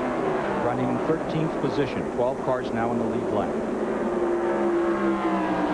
Jeff Gordon there. They're talking about the Chevrolet. He's right on the white line, but he's got company. Look at Earnhardt moving in there in 2nd place. They're moving away from Dale Jarrett just a little bit. Classic American stock car racing battle right here. Take a look at this. Bobby Labonte, Terry Labonte, side by side. Brothers Labonte in a great scrap for 4th. And Terry takes it away. Hey, he's going to be around. He's going to be tough. This is one of the guys they said earlier was going to win this. Arnold Palmer picked Dale Earnhardt to win. Arnold said when he first gets down around here, he follows the racing. Anybody want to ever bet against Earnhardt in a big-time stock car race? Look at him wiggle, though. If he does that a few more times, I'll bet against him, because I tell you what, he was in a lot of trouble there. That car broke loose on him. He turned back into it to correct it, and he shot up the racetrack. Only a man with his ability could have caught that car. Yeah, Dale Jarrett's going to crowd him, too, so he didn't get that thing to wiggle a little bit more. Meanwhile, look at Gordon on the bottom. Hope on the high side. They're going to try to put Gordon a lap down again. Put Cope a lap down. Cope, yeah. Put Cope a lap down in that 13th position. And he's given it a real go to stay up there. Look at that struggle by Derek Cope, a 2-time winner on the Winston Cup Circle. And here comes Gordon right back after him another time. Meanwhile, they better look at that 88 car there. Dale Jarrett's on a move right now. He's on the outside of the racetrack. Look at this car right in the center part of the corner. It is very strong. And Earnhardt nudges down on the inside, nuzzles his way up through. He's on his way to 2nd. And here comes Ward Burton in that 22 car as well. He is not right in there for the position. Ward Burton is all the way into 22nd spot, but he is very fast. Couple laps down. That loose condition on Earnhardt's car in turn 1 and 2 is really bothering. Look at Jarrett. Whoa! He did it. Oh, snookered him. Yeah. Right down the inside. There was no room to go, and Dale Jarrett stuck it in there. How about that? Write that one down. Lap 174. Jarrett on the inside and then some. Is that more courage or more skill, Buddy Baker? That was bravery right there, because I'm going to tell you, he drove her down in there, but I tell you, Dale Jarrett all year long has been strong, and this race car is good, and he's doing what you have to do to win 600-mile races. Hey, we got to look at that again. Look at this thing. 3 wide going down in the corner. You see, right there, Jeff Gordon shows a lot of maturity. He backs out, gets that car under control, dives to the bottom of the racetrack. That could have been an incident if he'd have tried to be too brave. 261st mile was when that one took place. And Jeremy Mayfield has just dropped out with a broken timing chain. His birthday is tomorrow. Maybe you could send him a timing chain for his birthday. Yeah, sure. Well, he said his wife didn't buy him anything, so at least he doesn't think she did. Taking a look here at Ernie Irvan following Schrader from Schrader's car in 7th place looking back. Ricky Craven up on the outside as Schrader tries to move beneath him. Schrader shooting for 6. Not too bad for a car that last night his crew chief said wouldn't run. It wouldn't run? Yeah. Schrader has been one of those hot and cold guys here during all this stuff in anticipation of the 600. He sometimes is extremely fast and sometimes not so. And in the last practice session yesterday, Ricky Craven wobbles a little bit coming off the corner. He just wasn't quick, and they really didn't know what to do last night. Well, I guess they made the right decisions because Schrader's hot right now. He's running very well. I think we're all excited to see Craven start. I'm amazed that at better than halfway, he's still in here and mixing it up, because he can talk about how strong he is and how good he feels, but he's in a lot of hurt from that crash at Talladega. Meanwhile, take a look here. Texas Terry in that 4th spot. He's moved around Earnhardt. Whoop. Earnhardt just gives it a little nudge down. The Intimidator and the Iceman. I'm guaranteeing you, they got a lot of nicknames, but they're great racers. It is, you have one opinion or the other about Earnhardt, but I think Larry Woody in the Tennessean once said it best. He said, Dale Earnhardt doesn't drive for the dough. He races for the sheer enjoyment of it. He chases checkered flags for the same reason that a beagle chases rabbits. It's his nature. Yeah, remember a week ago when we saw Earnhardt on the bottom and Terry Labonte upstairs in the Winston Select, and they wound up coming together. That's how Michael Waltrip got by both of them for the win, but so far so good. They're really being smooth right now. And look at Terry Labonte around Earnhardt and into 3rd. It's Dale Jarrett in 1st, Gordon in 2nd, and Terry Labonte now into 3rd. Earnhardt falling to 4th, Bobby Labonte in 5th, Schrader is 6th, Irvin 7th, Craven 8th, Marlin and Martin round out the top 10. I talked to Terry Labonte about that incident, and he said he watched the replays 2 or 3 times, and he said Earnhardt didn't do a thing I wouldn't have done. It was just good, hard racing. Impressed with Derek Cope, able to stay up there running as well as he is. Way high on the racetrack. Bobby Allison moving from Hueytown over here into the Charlotte area. Got himself a new sponsor. Everyone wishes them all well with the Babcock Home Furnishings Ford these days. Look at Schrader beginning to show some muscle on the inside again, bringing that Hendrick Budweiser number 25 back up into this one another notch. Some smoke from the left rear corner of the number 18 car. This is a battle for 5th position. Inside with Schrader now. Let's see, he's turning 8,400 as he went down the back straightaway there. I'm guessing, guys, but I could tell it was way over there. You're just an old gossip. You just keep looking over people's shoulders. Well, this Schrader car, you want to look over his shoulder. Remember last year, he was leading at the 500-mile mark, and the motor blew up shortly after that? Sounds pretty good right now, though, doesn't it, buddy? It does that, and he's making a move on last year's winner, Bobby Labonte, trying to get by him on the inside. Just these cars are not as smooth as they look like from a distance. You can see they really move around when the racetrack is. You can see from that in-car camera. Yep, but this is where they run their best. As Neil Bonnet used to say, Hey, when you're coming up to speed, they're all junk. But when you get up there where they're supposed to be, they're wonderful to drive. They are that. Catch that glimpse of Ernie Irvan down in the left-hand corner. Ernie Irvan now running in 6th position. They changed the motor in that car this morning. Last time they did that was, what, 1991? Davey Allison was the driver, changed the motor right before this race and went off and won it. How about Ernie Irvan getting right back into this fight? There's another guy a lot of people would cheer for if he could possibly win it. Still got 11 cars, and remember, we went almost halfway without any sign of a caution flag out here. You'd have thought that we'd only had 3 or 4. They've kept 11 cars up in that lead lap. Of the 42 starters, we've lost, what, 5? 6. They're back behind the wall. Some of them are coming back out. They're going to run for points. They may be bruised and battered, but they're going to get them back out here. This guy right there, Ernie Irvan, I'll tell you what. You want to talk about bravery? He would go bear hunting with the switch. I guarantee you, this guy is stout. I'll tell you what impresses me about Ernie Irvan as you watch Schrader. We'll get back to Ernie Irvan in a moment. Look at him. He's so smooth with that wheel. That's that sprint car experience. He never unwinds that wheel too much. Schrader was on top of him. Led 169 laps in this race last year. Boy, he needs a win. He'd love to stop having to answer reporters' questions about when you're going to win, why can't you win, what's happening here. I'm amazed he keeps his cool as well as he does about that. Well, I think he's got his confidence, Ken. You know, he knows he's a fine race car driver with an outstanding race team. And look at this. Look at this. Whoa, baby. 3 wide down the back Spencer in the middle. Yeah, and he's going to do it. Look at this. Schrader on the inside. Terry Labonte on. This is for 4th, folks. That 23 car's a lap down. He's running in 22nd position, a lap down. But don't look for Jimmy Spencer to give you an inch. No matter how many positions or laps he's down, he'll run it just as hard as he can. Even going out of the parking lot, he wouldn't give you an inch, that guy. Here comes Ernie Irvan. And Ernie Irvan on the inside of Schrader. Randy? Well, Kenny, Schrader said, hey, guys, car's good, windshield's bad. We need to really clean this thing good, and they're going to pit in about 25 laps. Okay. Ernie Irvan got squirrely, had to step off for a sec. Saw Schrader correct in the midst of all of that. Oh, 3 wide again.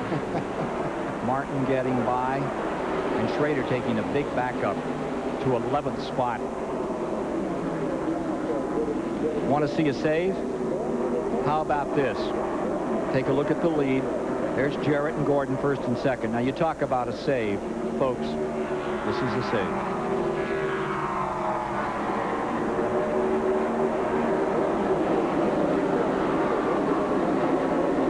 Watch the 28. Black and gold, orange and blue. Schrader on the top, Ernie Irvan on the bottom. Whoa! Oh, baby.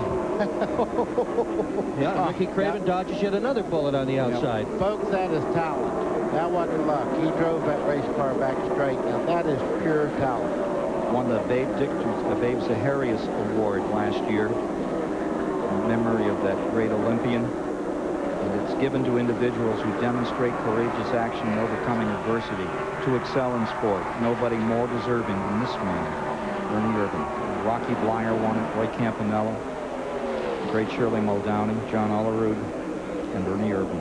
And look at him go. And he's going to win a Winston Cup race before long, maybe even today. Look at Michael Waltrip has caught up a little bit. They've got some fender work done on that car. It's a little bit better than it was before. Still not perfect. Ernie Irvan's car basically unmarked so far, running really well. Steve Burns can give us more on car 28, Ernie Irvan. Up until a moment ago when Ernie about lost it, he was really starting to come through traffic. On the last pit stop, they took a rubber out of the left rear and put on scuffed tires. Now, Buddy Baker could probably talk about what scuffed tires are going to do here tonight. Well, I can tell you what taking the rubber out of the left rear would do. This is a spacer that actually makes the spring stronger, and when you pull the rubber out, it softens it up. It takes some of the pressure off the drive wheel on the left rear, and that keeps it from pushing as much. It makes it a little bit looser. There you see Ernie Irvan, and there you see the leaders. Dale Jarrett and Jeff Gordon at it. We got a wreck in turn 2. Oh, and a terrible wreck. One car is absolutely disintegrated as Johnny Benson clobbered a car coming down off, and Ricky Craven has been caught up in it.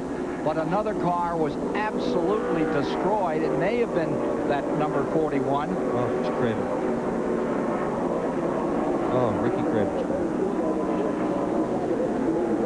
Craven. Terrible impact. He was full in the throttle. And I believe they're asking for the rescue squad for Johnny Benson, who took him right through the door.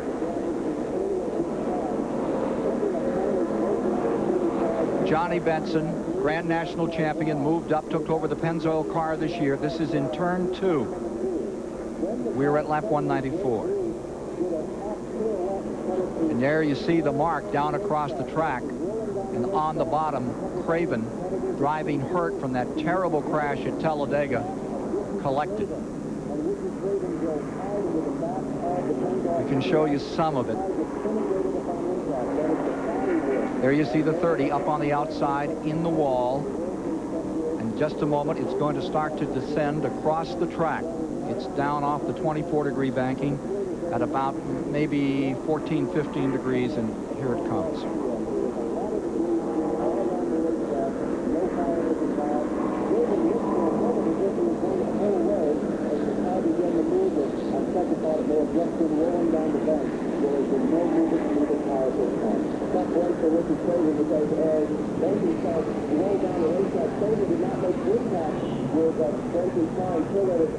And Craven didn't take it full. He took it on the side of the car and then slid up the track. Ken, as bad as that was, it could have been much worse. Much worse. That tank done its job. It did not catch on fire, thank goodness. Much worse.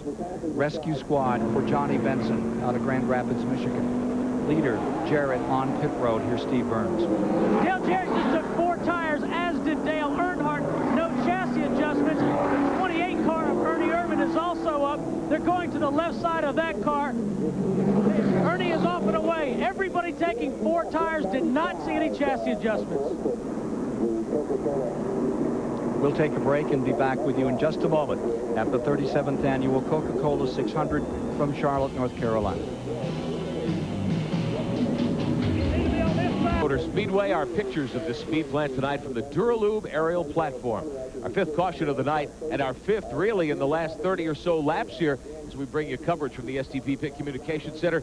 Johnny Benson Jr. and Ricky Craven get together very hard over in turn 2, a frightening moment. And Ken Squire, all of a sudden, we were caution-free for so long, now all of a sudden no one can seem to get hold of this racetrack. Yeah, and again, dropped the temperature down, had some caution periods. It's so hard to come back up after a caution period, but the long night was for Johnny Benson. He was up in that wall. He was trying to hold the car in the wall. It just wouldn't hold, and the results were as follows.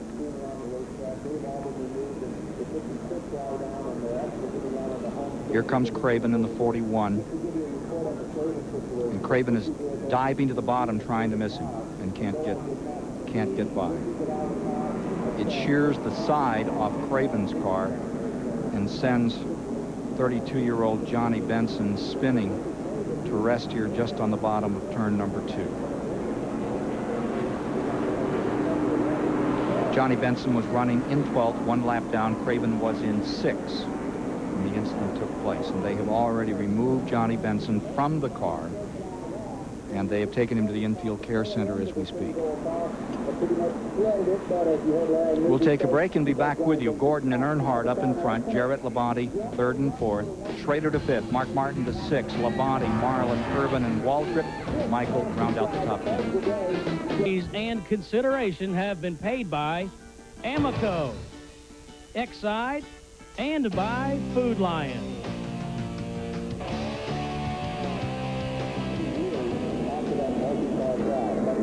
There is the 21, the Wood Brothers car, and what a return he's making. He's into 10th position, and they keep working on that car. They've massaged it in every one of these caution periods, trying to get it back up after it got clipped earlier, and here it comes another time. They have literally made a front end for this car. That's new sheet metal there where they have formed a fender, trying to get some sort of aerodynamics so they can continue to run the speeds that they need to run. And I wonder how that one will fit in the wind tunnel, buddy. Or fit the NASCAR template, either one. But I'll bet this is 10 times that they've been in, and every time they get in, this whole crew of people just goes to work on the right front, and aerodynamics are the consideration here. This is a very fast racetrack, and they want to get it just right, or at least as right as they possibly can. You see Eddie Wood on the far right, and I think that he is masterminding that fabrication work that's being done. Now, I'm being told right now, we're getting word that Ricky Craven is speaking and that he is okay. I don't know if he is in the field hospital. This is a very unofficial report. Steve Burns can give us more, I believe, right now on Ricky Craven. Steve. Ken, we just came down into the pit, and some of the mechanics have just come back here to round up the pit box and equipment, and they said they have talked to Ricky. They think his legs are bruised up, but the initial report is they say he's okay, so that's the good news. Let's go to Randy Pemberton. Well, that's correct. Ricky Craven is in the infield care center. He walked in from the ambulance, so they believe Craven is going to be all right. As far as Johnny Benson, they have him sitting up in there. He's talking alert. The worst injury, from what the guys say coming out of the hospital that have seen him, is Johnny bent his glasses up pretty good, but I'll guarantee he's going to be sore. Just tremendous, just the tribute that these guys get for building these cars as solid as they are to take hits like that, and these guys are up talking in the infield care center. Well, that's the best news of the night. We're ready to go racing again. There goes the good side of car number 30 back into the garage area. Craven and Benson out, but they will race again. Remember this year's Daytona 500, Michael Waltrip with John Andretti's spinning car. The Wood brothers, they came back, finished 10th in the lead lap. Tonight, Michael is 10th. He is on the lead lap. Looks like he's ready to do business.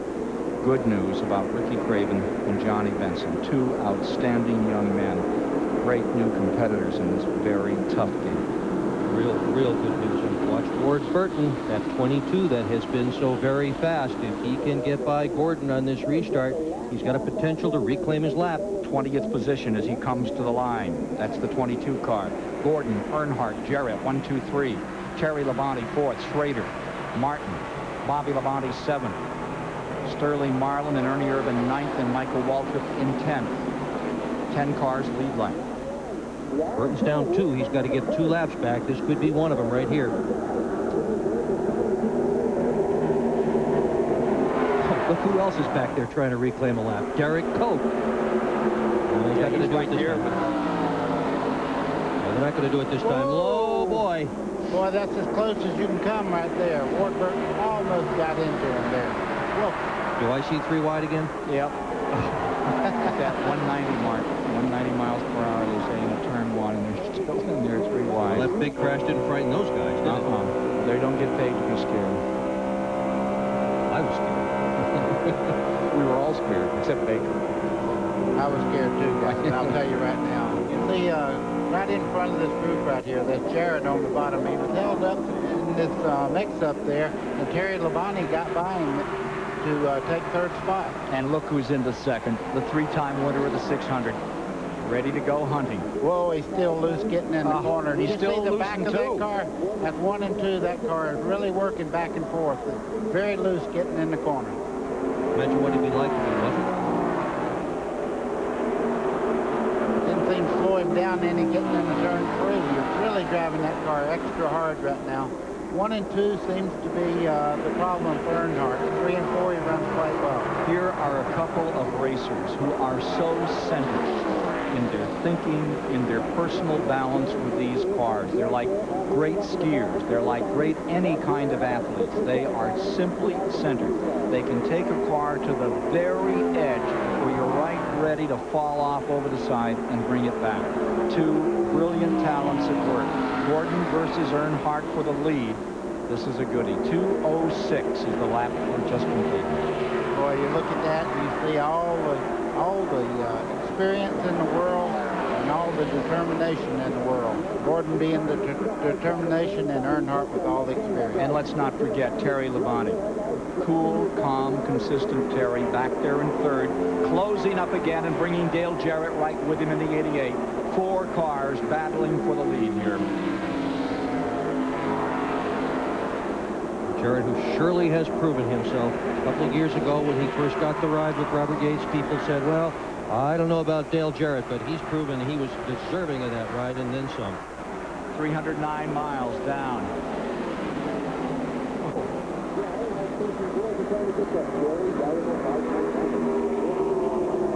Earnhardt determined, looking for the lead, coming in on Gordon. Well, those two cars are nice. And look at Jarrett there, buddy, coming down to the bottom. Great move up there in 4. He may be the fastest car on the track because Jarrett was caught up a while ago. Now look at him go right on the white line there. You see Earnhardt's car moving way up the racetrack. He's having to catch that car when it breaks loose. Dale Jarrett may be developing a problem, however. Steve Burns can tell us more. So often we talk about mechanical problems. Dale Jarrett radioed his crew members and said, go to the truck and get a green Gatorade. He is becoming dehydrated. It's not that hot down here, but it is very, very humid. So we'll keep tabs on that story and get back to you. That's kind of like waiting to go on stage. A lot of times your mouth will dry out, and that's what happens when you're running really well and get really excited like that in your water jug.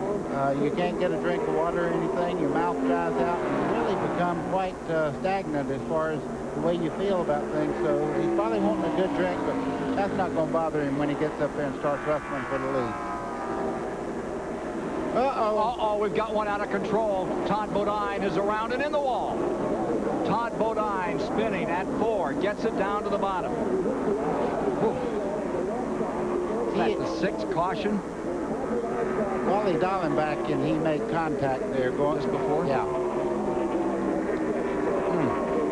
The 94 car, 6th caution of the night, is out for Todd Bodine, running in 18th position. And you saw it happen, racing back to the line with Gordon first, Earnhardt in second, Jarrett, Terry Labonte, Ken Schrader, Mark Martin, Sterling Marlin, Bobby Labonte, Irvin, and Michael Waltrip, the top 10. Another look at this one. Well, the 94 there is Todd Bodine. Now, you watch right here. Dallenbach just gets him on the left rear barely and turns him sideways. He starts down the track and now back up into the outside wall. Second angle.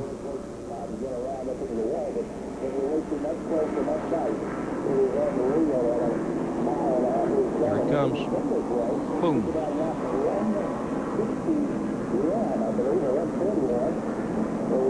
Long time to think about it there, buddy. Well, he hit hard on that left side, too. You can see it hit in the wall, jump up there another time. You can see the left rear took most of the impact, though. Sliding, glancing blow, however, for Todd Bodine. Lucky. Lap 211, caution out 6th time. Gordon and Earnhardt. Jarrett and Labonte fighting for the lead. Dale Jarrett and Dale Earnhardt have just made pit stops. Everybody taking 4 tires. No chassis adjustments. Ernie Irvin also away. 4 tire changes. So, field reorganizing. So you want to be a racer? Come along.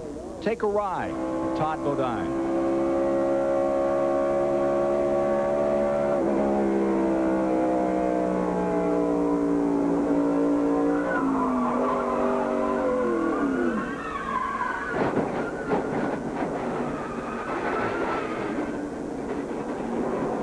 Ken, I'll give you some of my salary. Make sure I never get back in one of these things again. Wow. Oh, my. Steve Burns can update the story down here on pit road from this pit stop. Steve? Well, Ken, we are right in front of Dale Earnhardt and Dale Jarrett. They both took 4 tires, as did Ernie Irvin. However, Jeff Gordon and Ken Schrader only took 2. Also, Sterling Marlin taking just 2 tires. That's interesting. Well, what do you think that? Remember yesterday that 4-tire, 2-tire strategy in the Grand National race? Yeah. See, there's the 22 back in again. Remember 94 when Gordon took only 2 and Rusty took 4 and Gordon won? Randy Pemberton give us more on that Rusty Wallace crash from earlier. Let's get to Randy. Well, Rusty, we said, wasn't happy. These guys aren't happy either. They got about 12 guys working on the Miller car back here. Robin, you guys continue to thrash. Can you get this thing out? I know the frame's bent. It's pretty much wiped out, but we know if we can get another 5 or 6 laps, we might can pick up another couple positions. It's a damn shame. We went from 43rd to 9th, and the car was running good. We were working on it as things were going along, and you know, get people up there driving like idiots. This is what happens. Rob, what else they got to do this car, get it back out? We're replacing radiator and oil cooler and stuff like that right now, just the vitals. Tough break for these guys, too. There you see the Family Channel crew still trying to get Musgrave back in this show. And there you see the Charlotte Motor Speedway under the lights on this Memorial Day weekend for the 37th Annual 600.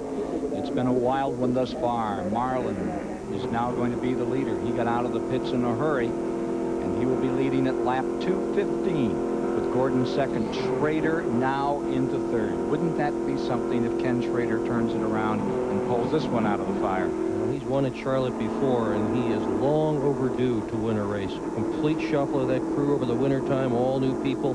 Bill Hammer came on as the crew chief. Schrader has basically given up running short tracks, focused entirely on trying to get going in Winston Cup and win more races. And Ray Abraham sort of is the manager overall on the deal. Yep, it's a real team effort. The whole team is working trying to help Schrader get back where he belongs, and that's up front. Well, back in '91, he was right in the midst of things here, had that great second place finish in this event to Davey Allison. And here he is knocking on the door again. Maybe he will win his 5th career Winston Cup race tonight. It'd be something special if we could see Schrader pull that off. Think there'd be some Budweiser drunk? Oh, no, nothing like that. Baker would be the first one down here. No, We'd have to work the last one all by ourselves. No, moving right along here. Looking for his first win at the Charlotte Motor Speedway, Ken Schrader. Now, a lot of them made 2 tire changes that time. Yeah, it'll be interesting to see whether the guys who took just 2 are fast or whether they are eaten up when this green flag drops. Didn't make a whole lot of difference yesterday in the Busch Grand National. It is the same tire here. These cars weigh just 100 pounds more. Here's an experiment in progress. Sterling Marlin with the advantage. First time he's had a chance up in front tonight after a very good pit stop. Tony Glover and company for the Morgan McClure folks. Field is away, and as they begin to break loose on this start, let's see, on the shuffle, here's Earnhardt settling down on the out. Oh, Jarrett getting just a little loose there. Whoa. Boy, you can just feel the electricity when they start off that corner so close to each other, and the car's jumping around just a little bit, just a little touch, and boy, it starts a lot of trouble. These fans are going to have to take an extra day off when this one's over and get rested up. Patty Louise is with Todd Bedine. What's you got to say, Patty? Todd, out of the race early, you were running the top 20. Give us your perspective on what happened. Well, it's a shame because we actually had a pretty good car. We were running pretty decent. Wally pinched me up into the wall earlier off of 4 and messed the car up a little bit, but we got it straightened out. And we were running pretty good again, and you know, he got under me, and my spotter told me he was there, so I stayed up, and he just must have pushed up into me or whatever and turned us around. It's a shame because McDonald's and all the people, you know, everything was going good for tonight. How many more races do you perceive that you'll be having in this car? It's hard to say. You know, it just depends on how long it takes Bill to heal up, and you know, we hope he heals as fast as possible and gets here as quick as we can, because you know, we want him back. Understand that. Back up to 10. That's the story here. Thanks, Patty Louise. Patty Louise on the mend after that bad crash she had at Rockingham, doing a great job for us tonight. Had a wild ride yesterday out here in the 300. Mark Martin in 10th spot. There's another car that has had an awful lot of work done to it. He was involved in that earlier wreck, and they've worked a lot on the aerodynamics of that one as well, virtually replacing the right rear corner of that car. Randy, what have you found out down there about the 6? Well, the bottom line was Marky's got an oil leak, a little bit of an oil leak, so I came to the pits right after that pit stop. They were wiping it up off of pit road, very slight. I asked the guys how it was, and they gave me the, they're not quite sure, so they're going to go out there and ride around. The car's still running good, but not a good sign when you have an oil leak. You hear the motor sound of 33 with Greg Sachs back out on the track again. They've done some more work on that. 24 and 4 in the lead. Here they come. It's the 4 car in front, Sterling Marlin. Takes that car that won at Talladega and puts it just in front of Jeff Gordon. Schrader is back there in third. Been a while since he's tasted victory. What, 1991?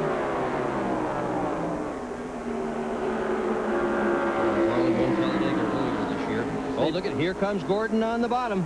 You could see Marlin's car take off just a little bit in the corner there, going up a little bit out of the groove. Gordon made a move to the inside. Now he takes the position. And here comes Schrader with Earnhardt. 4 of them in there together, bumping and bumping. Yeah, and I saw some sparks there, too, with the 4 of them in there together. You're going to see more. Look at this, 5 cars all fighting for the lead. See, more sparks. Somebody's bumping down on the racetrack. Somebody's running low in that group of 5. Gordon back into first. Marlin to second. Jarrett sneaks along against the wall. And here comes Terry Labonte back into it. Looks like Sterling might be just a little bit off right now. I think he might have took on 2 tires. I'm not sure, but he is dropping back just a little bit. And what is Dale Earnhardt's crew doing while all this is going on out on the track, Steve? Oh, Ken, look, they're all eating up the stress. Look, Chocolate Myers, all the guys just had Domino's pizza delivered. You know, it is getting kind of late, but they wouldn't give us any. Yeah, they're just all torn up down here. Yeah, I can tell. You know, that reminds you of Harry Hyde, doesn't it? Yeah. At least ostensibly, Tim Richmond was said to one time come into the pits for a pit stop, and Hyde and his bunch were sitting there eating an ice cream, said, you go around for a few more laps till we get done. Look at Jarrett. He's not done. Dale Jarrett making the move on Earnhardt for second spot and looking for Gordon. Again, I don't think I've, just a few times in Earnhardt's life, have I ever seen anybody pass him on the outside in the corner. That Jarrett is hooked up. I tell you, this racing is so much fun. Look at Schrader down on the inside. He's got Marlin in. Can he hold him? Good run. It looks like he's on his way into a spot. Yep, Schrader's going to pick one up. Wonder how Rick Hendrick is doing right now. One of his cars is in the lead. Another of his cars is in 4th. Another of his cars is in 6th. He's got 3 cars in the race. All of them in the top 6 right now. Jeff Gordon is driving one of the races of his career. It was fun to see him win the 600, but this one is something. Here comes Dale Jarrett after him, and Dale Jarrett fades to the high side to make the move. That's incredible right there. That's one of the fastest guys here in the corners, and Jarrett is going by on the outside. Lap 227, mark it on your program. Here comes Dale Jarrett into the lead, and here comes Earnhardt. Well, 4 tires versus 2 tires. Here we go. Back comes Gordon on the bottom. You talk about a race. Well, Steve Grissom's fans would say yada yada do. This is why, folks, they all sat in this grandstand in that pouring rain this afternoon. Half this crowd just sat here, wouldn't even go to their cars in the parking lot to get out of it. They were waiting to see this. The most competitive racing in the world, and they just turned it up a notch. Here comes Dale Jarrett out in front, Gordon and Earnhardt. Rick Hendricks on Jeff Gordon at Atlanta back in '91, and Rick said he went in the corner. Car was so loose, it was just taking the tires apart. He ran lap after lap like that. I stood there waiting for the wreck. It never happened. And 2 days later, I gave that kid a contract. Yeah, you know what's funny? We did a cover story on Gordon in Stock Car Magazine, and Rick Hendrick read it. He came to me after that, and he said, I didn't know all that stuff about him winning all those sprint car races and midget races. It really was the Atlanta deal that sealed it, not that whole prior career. Look at Mark Martin coming on. 8th and 9th position here. Mark is in 9th. Terry Labonte, Bobby Labonte is there with him. And just in front of them, see Michael Waltrip in that 8th position. Boy, what a story that is, huh? After being involved in that early accident, they've worked on that car, worked on it on pit road. Same car that won the Select last weekend here. Waltrip doing a beautiful job with it. And as you can see down the straightaway, he's holding his own with Mark Martin. Mark is a little bit stronger right in this area of the racetrack, but as they hit the straightaway, the 21 car of Michael Waltrip is fast. For 4th position, battles everywhere. Here's Labonte going up against Schrader. Labonte, Terry Labonte, the Iceman, holds on to that 4th position, and Schrader trying to melt him down. That was a great shot of Schrader's hand, very still in the corner. As you see there at the top part of the left-hand corner, he's barely moving his arm as he goes through the corner. That car is working. Lake Speed just coming back on the track with such a great run earlier. And now look at this. Here's Mark Martin on the inside, and look at Michael Waltrip. The Wood brothers put that car in the emergency room, and Martin getting through on the bottom. Oh, look at the right front. Wow. It's the body work is not working so well anymore. It looks like it's coming apart a little bit. Crumpled up, hasn't it? Yeah. That is coyote ugly, folks. That thing. But look at this. Both of them have been mended up a little bit. Yeah, they're both wounded ducklings. Well, wounded ducks, whatever. They're wounded. 24-3, getting ready to get into it. Here comes Gordon and Earnhardt. And you know, Earnhardt hasn't led a lap yet. Pays 5 bonus points to lead a lap. He wants to do that. He wants those 5 points. Besides, he can't stand to have anybody ahead. It reminds me when Baker took me out for a night. He said he wanted to take me, really show me Myrtle Beach. You know what we saw? He took me to the tough man fights, right? That was his idea of a great cultural night out. Every time you turn around, we got another fight out here between a couple of tough men, and you got it right now. Here comes Gordon and Earnhardt right after him. These guys will put it to each other. Hey, you know what, Buddy Baker? I've been meaning to ask you. Earnhardt had 38 career starts here at Charlotte before tonight, won 5 of them, earned up $1.3 million. You had 38 starts, won 4. You only won $419,000. Where'd the money go, buddy? I tell you what. Probably just finished the booth for the night. Let me explain this. We both won 4 times here, but look at this grandstand right now, and the millions of people out there that are watching on TV. The money's better. These guys deserve what they're getting. I don't feel bad a bit that I didn't make any more than I did, because you've got to remember, I could buy an acre of land for $1,400. And now that same acre down here? Oh boy, about 25, 30,000. Yeah, look at this battle for 7th spot. There's Ernie Urban, and he's in there strong. Right under Sterling Marlin, takes that 6th position. Jimmy Spencer still giving it a good go tonight. He's back in 20th position.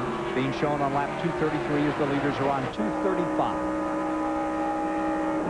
And they're all beginning, these cars, look, they ran at Martinsville. They ran on a half mile. They've really chewed these things up tonight. 1.5 mile track, all these fast speeds, and they're still banging and slamming on each other. You know, they're running as fast in this 1.5 miles as they ran at Daytona and Talladega not so very long ago as well. And they are running so close together, they really are running as if they're on a half mile at high speed. You know, a lot of people watching this race don't realize right at this point on the racetrack, they're running close to 200 miles an hour as they turn into the corners here. They are really fast. We've had telemetry before. You see 195 to 197 as they enter the corners. 355.5 miles are complete, and it's a great race. You still have 10 cars in the lead lap and 4 battling for the lead. Stay tuned. Finish not too far away. Baker, Dick Berggren of Stock Car Magazine. I'm Ken Squire. Thrilled to bring you this great event on TBS. Hey, don't forget Pocono, Pennsylvania coming up real soon right here on TBS. Well, we're showing 241 laps. We should be getting down to caution time. Right now, number 88, Dale Jarrett's trying to check out. Meanwhile, trying to check up Jeff Gordon is Dale Earnhardt. Take a look at that. That's for 2nd spot. The 3 and the 24 sandwiched in between them is car number 99. And that machine is being shown a little further back. Hey, before we give you that story, Patty Moise is over at the care center in the infield. Let's get an update from Patty. Yes, both drivers are okay.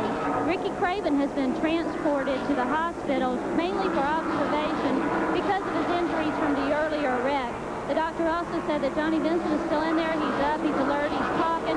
They're monitoring his carbon monoxide level. That's pretty much the story here. The good news is they're both okay. Thanks, Patty.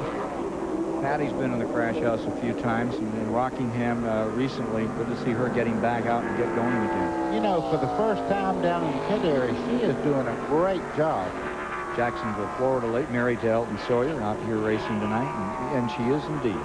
Well, here we are with a, 4-second advantage now on Jarrett.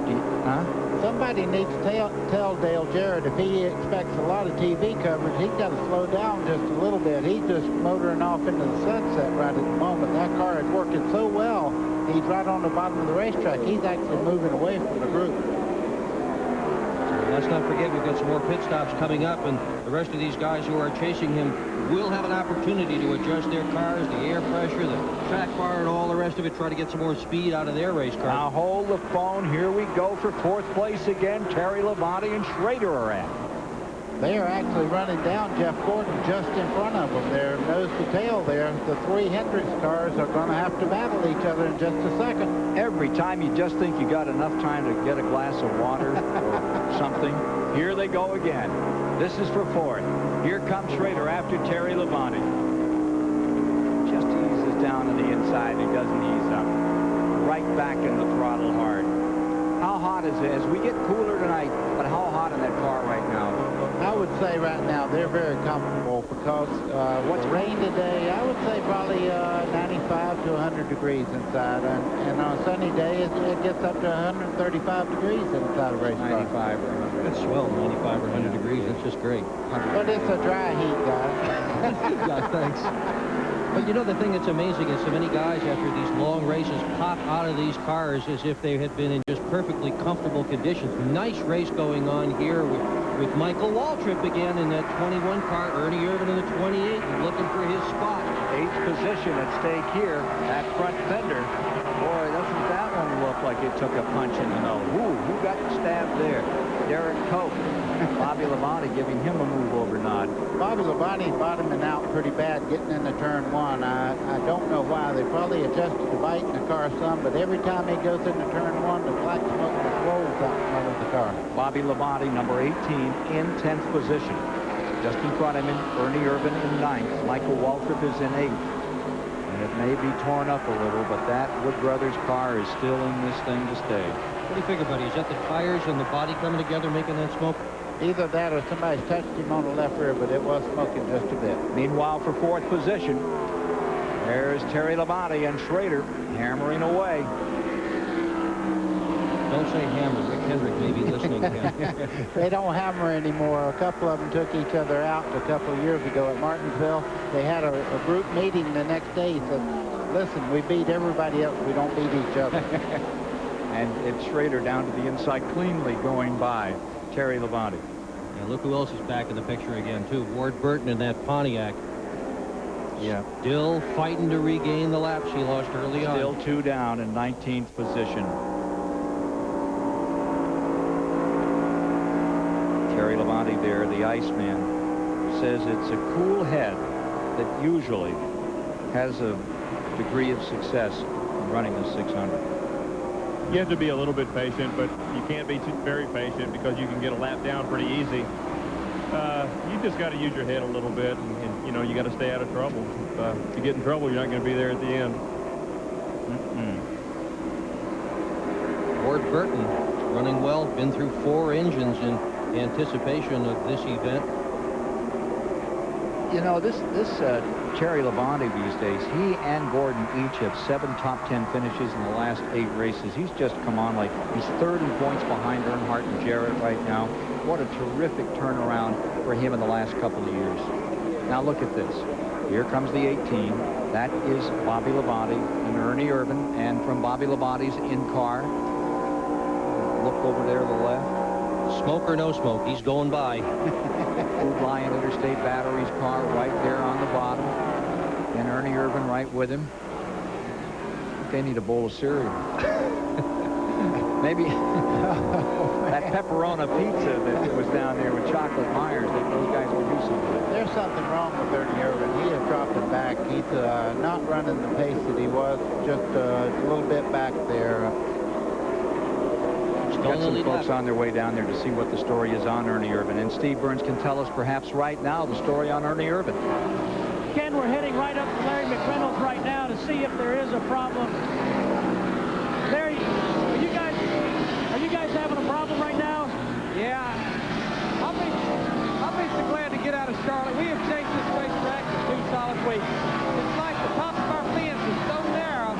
We make a small adjustment, we go loose. We make another small adjustment, we go to push. It's just been one of them 2 weeks. So we're real loose right now. We predicted it was going to get tighter as the nighttime come along. Well, we've been talking all night long about tires, but there are a lot of teams here who will tell you that this is the most fickle, finicky racetrack of any of them on the circuit. But the racetrack itself changes literally from moment to moment, and you don't have to do anything to the race car. The race car will run well on a few laps, and then it'll run just lousy, and then it'll come back again, and these guys obviously are having a problem chasing it. You saw car 2 out there, Rusty Wallace, a moment ago. He's back on the track, way back. He has completed just 165 laps. We're at lap 255, but he's out there trying to pick up some points. Dale Jarrett's picking up some time by almost 5 seconds. He's got him covered here. That's the biggest lead anybody's enjoyed in the 37th Coca-Cola 600. Fees and consideration has been paid by the following. ESAB Welding. ESAB is the official supplier of welding and cutting products for Petty Enterprises. Lowe's. And by Haynes. Race fans call 1-800-HAYNES-2U for blank Haynes Beefy Tees. Only $4.99. 1-800-HAYNES-2U. Call now. Back live at the Charlotte Motor Speedway. Rick Benjamin here in the STP Pit Communications Center. If you'd like to know even more about tonight's Coca-Cola 600, you can go online. Phil Parsons is our TBS online host tonight. And there's the address, HTTP, CNN.com chat. Closing in on 260 laps down. Dale Jarrett with a big lead. You know, Ken Squire, the last 4 of these events have been won by Chevrolets. Maybe this is going to be Ford's night. I tell you what, it could be Dale Jarrett's night. I mean, that Winston Million, remember the one that Elliott pulled off? Yeah. Hey, he's right on the edge. Yeah, he sure is, because he won Daytona. This is one of the races. All you got to do is win 3. If he wins this thing tonight and wins Darlington, there's a $1 million bonus. Of course, he'll get a couple of bucks for winning tonight, too, out of this $1.7 million purse. 18 just passed the 21 out there. That's Bobby Labonte moving around Michael Waltrip. That would put Bobby Labonte up to 8 and drop Michael Waltrip in the 9th. Now take a look up here. Here comes that number 5, Terry Labonte, making a move on Jeff Gordon. This is for 4th spot. Goodbye. I would speculate right now that the 24 car of Jeff Gordon is going away just a little bit in the handling. You heard him say a while ago, Larry Reynolds, just a little too much wedge, just a little too much air pressure. You're out of the ballpark until you get to work on it again. See Wallace in the 2, looking like a Saturday night modified car. Well, he's picked up 3 or 4 spots out here as he tries to gain points. He's up to 37th. Remember, he said he was 39th a little while ago. Got a lot of work. A lot of things a mess. Well, let's remember, too, Gordon only took 2 tires on that last stop. The guys who were ahead of him took 4. All the guys who were ahead of him took 4. Well, that's it, then. That's the whole problem. You cannot take that gamble anymore. You need to have 4 fresh tires on here, the way you're running in the corner anymore. Hey, we're getting on the scanner that Gordon may be in 4 laps, but he may come in early. There is something amiss as far as those tires are concerned. And that could happen to Jarrett just as easily before this thing's over. He's also watching in his mirror, because right behind him is Mark Martin. Martin is closing in on him as well. He's just lost ground to Schrader. Labonte has gotten by him. 10 cars in the lead lap, nearly halfway before we saw the first sign of caution. Then, boom, it was all over. It was like the 4th of July. There were fireworks everywhere. 6 cautions, lots of big wrecks. The good news is nobody was hurt. The most severe, and I've got to take a proviso on that, we're waiting for more word on Johnny Benson and on Ricky Craven. They're still being examined. They're conscious. They're talking. They're okay. But they want to do a lot more checking. You can see Mark Martin right now moving in on Jeff Gordon. You can see Jeff's car is very, very slow in the center part of the corner. Mark should be able to just go up there and go right on by. There goes the Valvoline, number 6 from Jack Roush Racing after that Chevrolet, and Randy can tell us more about that 24 car. Well, about the last 10 laps or so, Gordon has been talking about the car just being extremely loose. They're looking at pitting on lap 267. They're going to take a half a round of wedge out of the right rear, and you better believe it's going to be 4 tires under green. So, perhaps in another lap, we're going to see Jeff Gordon get in a little early here, about lap 399. Ken, that worked for this group in 1994 when they won the World 600. They made a pit stop, only taking on 2, but you see him coming in now.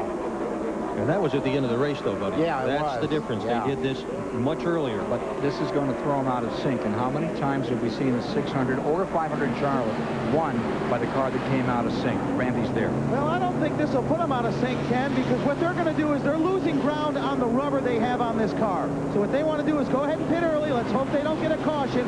Then when they put new skins on this thing, they'll pick up time on the racetrack. So they're looking to pick up some time. Those guys are out there with older rubber. Now Jeff is down and away with 4 tires with an excellent 19.3 pit stop. Leaders just put him down. Yep. He just lost a lap in the pits. Well, he's got his work cut out for him now. Jarrett in first, Earnhardt is second, Schrader third, Terry Labonte fourth, Mark Martin is fifth, Sterling Marlin is sixth. And then you have Bobby Labonte in seventh with Michael Waltrip eighth, followed by Ernie Irvin. And out back a lap down is Jeff Gordon. In that same lap is Derek Cope 11th, Ricky Rudd 12th, and in 13th, Bodine. And there's a great view of that 24-degree banking. You see those lights? They shine off those mirrors and onto the track. Who would have ever believed, buddy, that you could make a lighting system so fine for a super speedway? Ken and I ran in the first race they ever run with the lights fixed like this, and it was so bright out there. When you run up behind the car, you can see inside of everything inside the car in front of you. That's how good the lighting is. It's a spectacular view from the grandstands here, just as it is from the television that you're watching at home. Pretty to watch this at night. Does the shadow bother at all? Not at all.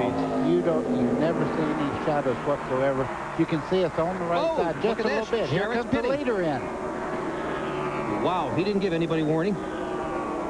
Steve Burns is down there waiting. That's the red carpet leasing, number 88 for Dale Jarrett. From Robert Yates Racing, Todd Parrott, the pit crew, await this car on pit road. Ken, Todd Parrott's brother, Brad Parrott, is responsible for keeping air pressure.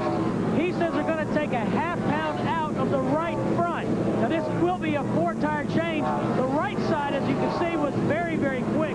No chassis adjustments with the exception of a half pound of air out of the right front. Dale Jarrett is down and away. Terry Labonte. 20.3 seconds. 20.3, and Terry Labonte right behind him on pit road. Terry Labonte in the number 5 waiting to come out. Still on. They've gone all the way around on that car, and Randy's there. Well, it was a wedge adjustment, and on the left side, and 4 tires for Labonte. Down and away. The key will be how much did Gordon pick up in car lengths by having tires for 2 laps. I can tell you how much this guy just picked up. 5 bonus points. He just led a lap. First time tonight? Yep. Earnhardt. I bet he'll come in for a pizza now. I'll bet you it's all gone. Oh, boy. Chocolate Myers is down there. Yeah, that guy could care less about food right now. He's in pursuit of a 600-mile race right now. And another step up toward that 8th Winston Cup championship. That's on his mind a lot. And Jarrett's too. Jarrett's second in the points. Earnhardt leads the points, at least coming into this event tonight. They're both thinking championship for sure. This team went through another change of leadership in the crew chief. David Smith, respected, well-liked guy, has stepped up there where Andy Petrie had been, where Shelmerdine had been, and they just keep on motoring. Yeah. Remember years ago, everybody said, oh, they've just got it all together, and what a perfect team, and then they lost a motor builder, and then another motor builder, and people come in and keep replacing each other, and yet this team simply motors on in the front. It's got a lot of depth. Depth is the word. Yes. The depth and also great notes. Let me tell you, when you build a team, you keep your notes. And Richard Childress has been smart enough to keep all those good people together and interface them and really come up. A couple of loose notes there. Well, you said earlier today that there's nobody in this grandstand that's neutral about Dale Earnhardt. They're all wound up as right now the 25 Schrader is on pit road. Mark Martin, 2. Randy's with Mark Martin. Schrader pits down just a ways toward turn 4. There goes the track bar adjustment, getting ready to go. The wrench is in the rear of the Valvoline Ford. 4 tire stops. 4 tire stop. Left side tires getting ready to come off. Patty Moise. Yes, we're down there at the 25 pit. The Budweiser crew really pumped up for that stop. It was 4 tires, 2 cans of fuel, and it didn't look like any chassis adjustments at all. Now to Steve Burns. Dale Earnhardt in. They go to the right side. This is one of the best pit crews in the business. John Malloy, over the wall. Here they come around to the left side. Do not see a tire, or rather a chassis adjustment. Again, they do clean the windshield. Many teams have been complaining of that. Gas goes in. The left side tires are on. The car's down, and Dale Earnhardt's away. Trench warfare at the Charlotte Motor Speedway, and that's where this race most likely will be won, with this many running this tightly together. Those guys in the trenches will make the difference. Randy waiting on car number 18, Bobby Labonte, currently the leader as he came off the track. Bobby Labonte is in. Jimmy Maycar and the crew go to work on the Interstate Chevy. Right side tires, don't see a wedge wrench, no track bar wrench going in as well. Right side's already done for the Interstate team. Left side's getting ready to come off. Jack goes up, car up in the air as Steve Grissom screams by to speed away. Pretty good pit stop for Bobby Labonte and crew. He's down and away. So we're back underway with, did you see Michael Waltrip? Yeah, Michael Waltrip just coming out. Jarrett is pitted, so we've gone through that entire group that's in the front 10. We missed anybody? Don't think so. We're seeing Dallenbach come in, and I think we would have our leader back as the 88 of Dale Jarrett. We'll take a break and be back with you. We're at lap 278. They came in around 275 up to 278 to make these pit stops in the 600. Dale Jarrett has just put Michael Waltrip a lap down. Michael running in the 9th position leaves 8 cars up in that front lap with 282 laps now complete. 423 of the 600 miles. Well, Michael Waltrip's still my hero for going as fast as he is with the front end of that car that's smashed up. You see the number 7, that's Jeff Bodine, and he is in the 12th position. There he is.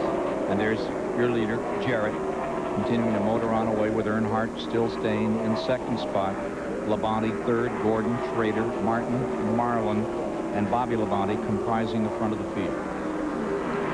Here Jarrett is having. Won the Clash at Daytona, won the Daytona 500. Here he is in the lead here. You know, when Jeff Gordon come in a while ago, guys, everybody thought he was going to get out of sequence, but when they got the stopwatches on him and got looking at how fast he was running on new tires, they said, we can't stay out here on old tires and take a chance, because he was about a second faster than the guys out there on used tires. So they ducked in, and everybody's in sequence now, and a great race coming up. Well, Jarrett was one of the very first drivers to arrive in the garage this morning. He said his strategy for tonight was to be patient. He didn't want to run too hard too soon. He said there will be a lot of cars in the lead lap for a long time. When that's done and over with, if we've got the right stuff, we're going to go. Well, time to go, and he is. Doing a good job with him all the way around here. You know, they talked about him being dehydrated earlier. They had to get fluid into him. Look at the 25 and the 6 here a little further back. The 25 and the 6 for 5th spot, Schrader and Martin.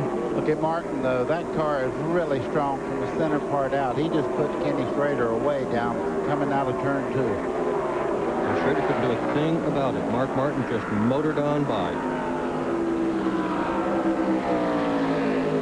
And that's right after the pit stops. So Martin's going to be strong. Give Martin run up there into 5th position. Drop Schrader to 6. Number 25. Ooh, is he bottoming out? And that turn 1 is where you usually see the sparks fly. Ken, there's a rise in the pavement there. As you start into turn 1, the car feels like it absolutely drops out from under you, and then it just bottoms out as it starts into the corner. Last year, clean sweep for Mark Martin. He won on Saturday, won on Sunday, won yesterday. You saw Rusty Wallace again. He's worked his way up to 35th position as he keeps scrambling for points. You see him in the picture, and it is of note. Started 42nd, worked his way all the way into the front of the field, and got collected in this big melee going into turn number 1. And that is the ugliest car on the racetrack. But it's out there. But it's the most beautiful car, I think, when it's all set up and ready to go. That number 2 is one beautiful piece of machinery. It's amazing. It sure isn't right now. Yeah, it's amazing they got it back out there at all. Also, at the end of the year, 5 points could be thousands of dollars. That's why he's out there. Could even be a championship. More sparks. Schrader this time. What's dragging when he goes through there, buddy? Well, it's probably the exhaust pipes hitting just a little bit as they start in there. That's the lowest part under the car. You can see it right there, the left rear, right in front there. The exhaust was hitting just a little bit. Steve Grissom, 17th position at car number 29. There's the leader. There's Jarrett thumping along in this race. And he has got one humongous lead right now. And take a look back to where number 3 Earnhardt is. Humongous. That's huge, right? Large. Okay. This is Dale Jarrett's best ever performance at Charlotte Motor Speedway in this division. 14 seconds. 14 seconds, that's big. Here's 22 back up again. That's Burton. He's in 19th spot. A quick report and a really good one we've been waiting for some time. Rick Benjamin, please. Well, Ken, we're here at the STP Pit Communication Center. In the years I've been doing this, few guys I've been as happy to see as Johnny Benson Jr. What happened out there? Not really sure. I mean, I'm pretty sure we cut a right front going into one, or at least I think it's that end. I don't remember which end, and hit the wall pretty hard. And I don't know. I looked at the back of the car. I don't remember getting hit, so that's probably a good thing, though. You were just fighting to keep the car up on the wall, and then you slid down the banking. Well, I guess. It looked that way. I tell you, these guys at Penzo Pontiac just doing a super job. And this car, we sat on a pole at that Atlanta. I thought, man, this car's pretty good. And now we hurt the back, so I told him we can get rid of it now. It took a while. How do you feel? You were in the care center for a while. Yeah, I'm just sore. I mean, there's no doubt about it. And it's going to be worse tomorrow and Tuesday, I think. But, you know, at least everybody's all right. I mean, I saw Ricky in there, and that's when I found out I got hit. Yeah. And he looks like he's doing good. And like I say, I mean, he didn't need another wreck. You know, he just had that big Talladega wreck.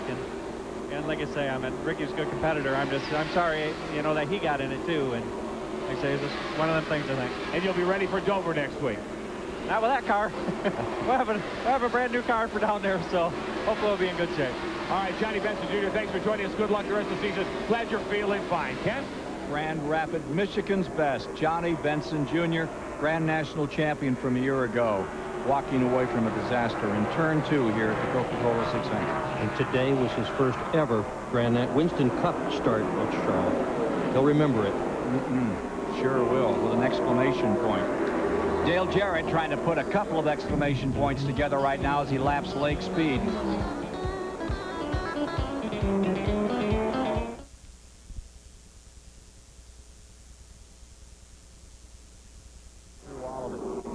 I think that Dale Jarrett has. And of course, he proved that and went on to win.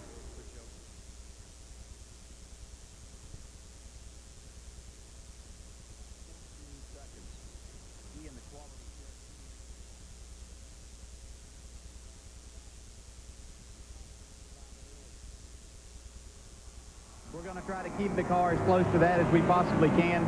Obviously, you got to have something a little bit different at 5 o'clock when we're going to start, but we just want to make it to where we can adjust it and get back to there because we think the car was awful good there. Obviously, we gave up a little something trying to come from the back, but last I checked, they're not going to invert the field anytime during the 600, and we should be okay. Wow. Putting Bobby Labonte a lap down now. And remember that Bobby Labonte is in 8th position. Bobby Labonte, 8th place car, going a lap down. You have 7 cars, which are Jarrett, Earnhardt, Terry Labonte, Gordon, Martin, Schrader, Marlin, now being shown in that lead lap. Well, what a record Todd Parrott, the crew chief, has. Just getting started, whole brand new team. When you think about it, Larry McReynolds can't wait to leave Charlotte because their setup's not right. Look at the team car, how well it's running. Let's pan back through the field and show you some of the cars running tonight, folks. In the Coca-Cola 600, 302 laps have been completed of the 400. And there you see that 18 car, the Joe Gibbs car, now with Bobby Labonte at the keyboard. And he is being shown at the present time in 8th spot, 8th position for number 18. Taking a look at the next one around, and there's that 29 car. He's in the 18th spot. Steve Grissom, R2 Network car. A couple of laps down. Yep. And you've got Michael Waltrip out here tonight, and Michael still holds in ninth. He's one lap off the leader in the Wood Brothers car with that fender crumpled up over there. I was just fixing to say he's been awful fast, but he has damage to the right front corner. Take a look at the 33 car, and that's been battered some. That's Presley. Greg Sachs. Greg Sachs now in it. Presley took that first lap to get the point. Sachs now aboard. That one got crashed down here in the first turn, and then comes the 7 car. Yeah, he's looking for his first top 15 position finish, and right now he's in 11th. This will be his best finish of the year if he finishes here. Lap down. Jeff Bodine. A little further back, you've got, I think you got the 16 car coming up here next. Yeah, and he's well back. That's Musgrave, and boy, was that battered. He hates that car. Hates that car. He says, when this race is over, that thing's going to be a show car. He doesn't want to drive it ever again. In the select, he said he brought a knife to a gunfight. Yeah, and this Rick Mast in the number 1, running in 12th position. Mast with the Hooters car in 12th position, a couple laps down. And you're going to see, should see Joe Nemechek come up here. Yeah, Nemechek, car number 87, all the way back in 26th spot. Ernie Urban right behind him, and he's running in 10th. Ernie Urban been up there fighting it out all night, just off those leaders, in 10th. Down the lap from the leaders. Going back through the field, there's the 99, and we should have Burton in that one. And Jeff, let's see, where is he running at the present time? It's 19th spot. One of the Roush cars. Buddy Parrott is the crew chief there. Father of Todd and Brad. And there you see Earnhardt, the second place car. Still chasing Jarrett, but right now, Jarrett's in the zone by himself here.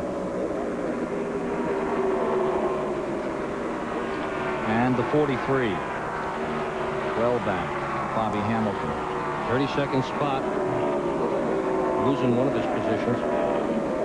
75 Morgan Shepherd. You can hardly see that thing. It's all painted up like camouflage. Is it there? Can we see it? Yes, it is. Oh, okay. And the 81 car. One of the Wallace brothers. That's Kenny Wallace. Kenny spun on pit road early in the race, but he's been very, very diligent. He's still running a good, hard race tonight. Terry Labonte, your third place runner, in number 5. This is almost settled down into a regular race after all the stuff we had earlier. Yeah, don't count on it. This thing's a long way from over. We've got almost 100 laps to go. Less than that. That's a little less. 91. That's just a sprint race compared to what we had when we started, guys. I tell you right now, it's with strategy and those last minute adjustments that you make when you make your last stop. Todd Bodine, who crashed in qualifying and tore up the car he wanted to run. He's running 22nd. He's given up 3 or 4 laps to the leaders. Call it 4. And there's Derek Cope. Look at Derek Cope, how high he is running in the corners. I've noticed that he's been running a line that nobody else has even tried yet. It must be working for him, though he's running quite well. 13th. Rudd. 14th spot. Same car that won the pole here last fall, not running so well today. And right behind him is that 4th place car of Jeff Gordon. He's in that lead lap. 7 cars in the lead lap at the present time. See what they do with that thing on the next round of pit stop. See if they can adjust it back into contention. Right up the middle there, thank you very much. Take a look at Mark Martin staying in this thing in 5th spot, not too far behind Gordon. He's been in this thing all night long. But he always is. He's in everything. Yep. All night, all day. Whenever they run, you'll find him around. DW, 49 years old. Going to have a new crew chief for the Japanese race, you know. Is he really? Yeah. A guy called Win One Soon is going to be the Win One Soon. That's right, for the Japanese race at the end of the year. Did Baker tell you that joke? No, Darrell Waltrip told that joke. He told it himself. He stole it from me. I had a dog named that one time. Win One Soon? Yeah, I did. It was a chow. What kind of a dog was it? Chow, and you named it Win One Soon? Yeah. Baker would do that, wouldn't he? You had a chow named Win One. So I did, and I won the Daytona red chow or 500 black right chow? after I got him. Red chow or black chow? Red. Red. Yeah. Tom Petty in the 42 car. He just came back from that big motorcycle run. They raised $600,000 for charity riding Harley-Davidsons across America. I'd have ridden mine across America for nothing. Did you hear that the guys down in the pits, there's 25 Ken Schrader in 6th spot, raised over $10,000 today for Scott Brayton's daughter. They had a little collection down And our there. leader was right in the middle of all that, too. Dale Jarrett and his crew right in the middle of trying to raise all that money for Scott Brayton's young daughter. For an education program for the future. Dick Trickle. Wasn't he grand yesterday? His second place in the Grand National race. 20th spot right now. 20th place for Dick Trickle. Still with Dick Trickle, riding right with him now. Dick Trickle, he just gets younger or something. He just keeps driving that health source car. He's taken that ride over, and yesterday he drove the Duralube car. Darn near won that race. Martin beat him. And there you see the 6 car again, Mark Martin. That's for position. Yep. 4th spot. Gordon's in 4th. Mark Martin is in 6th with a hand signal. Thank you. Appreciate you letting me by. Isn't that nice? You have a hand signal like that to let the people around you know, because there's no lights apparently on the race cars. You can see that. But you have hand signals if you want them to pass on the inside, outside, or if you want them to drop back as you start in the corner because you're a little bit loose. You put your hand up like that, and you can see Jarrett Coke drop back and move up on the racetrack to give him free run.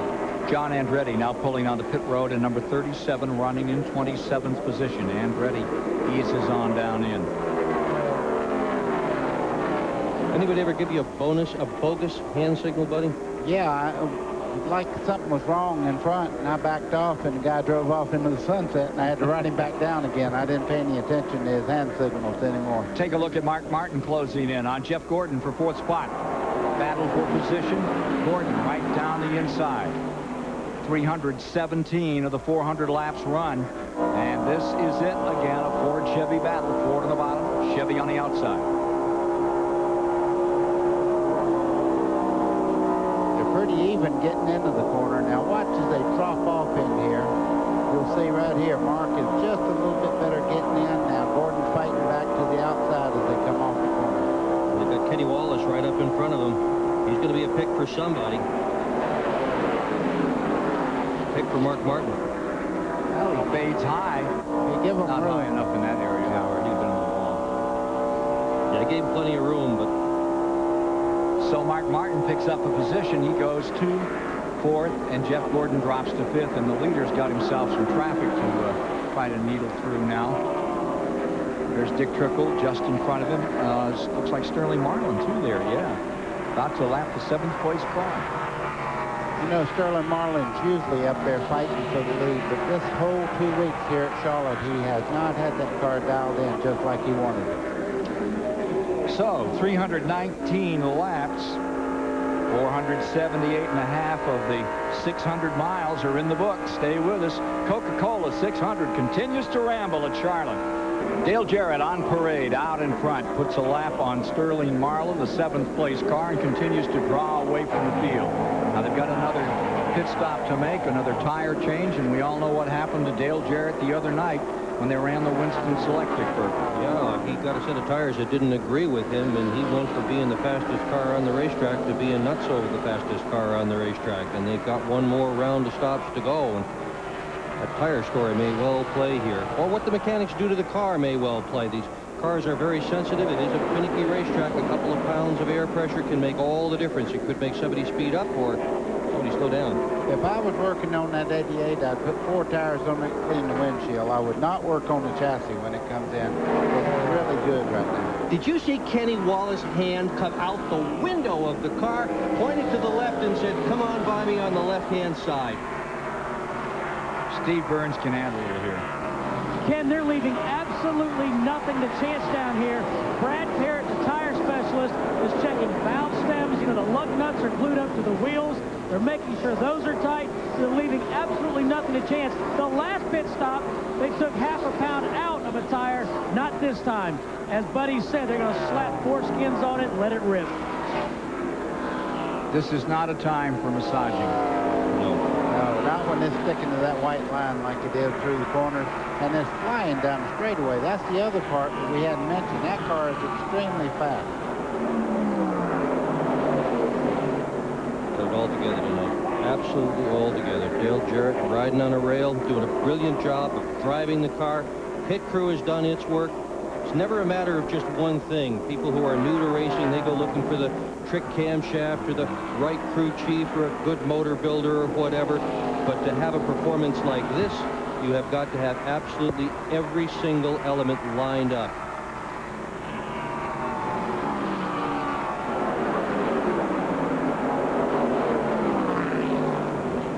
Jarrett looking for his 6th career win.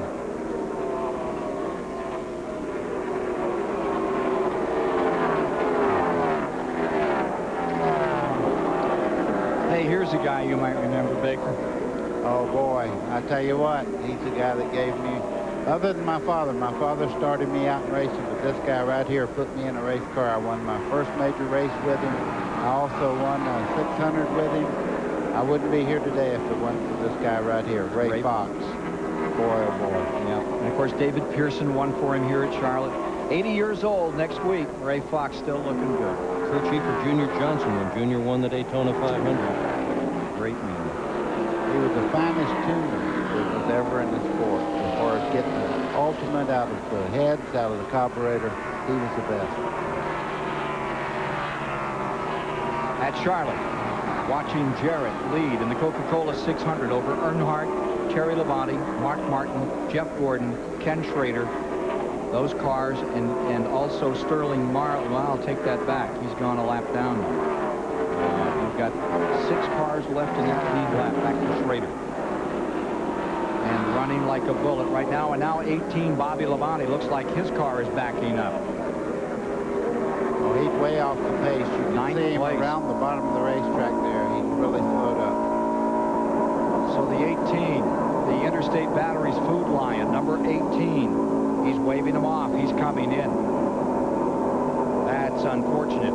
Defending champion in this race. Motor sounds good. Up. Little downshift there, coming into the pits. Randy's waiting for him down there. I can see it. I can see it. And there he is. He's in pits. Bobby Labonte under the hood. Not a good sign for Bobby Labonte. They're dumping gas. No tires. All they want to do is make it to the finish.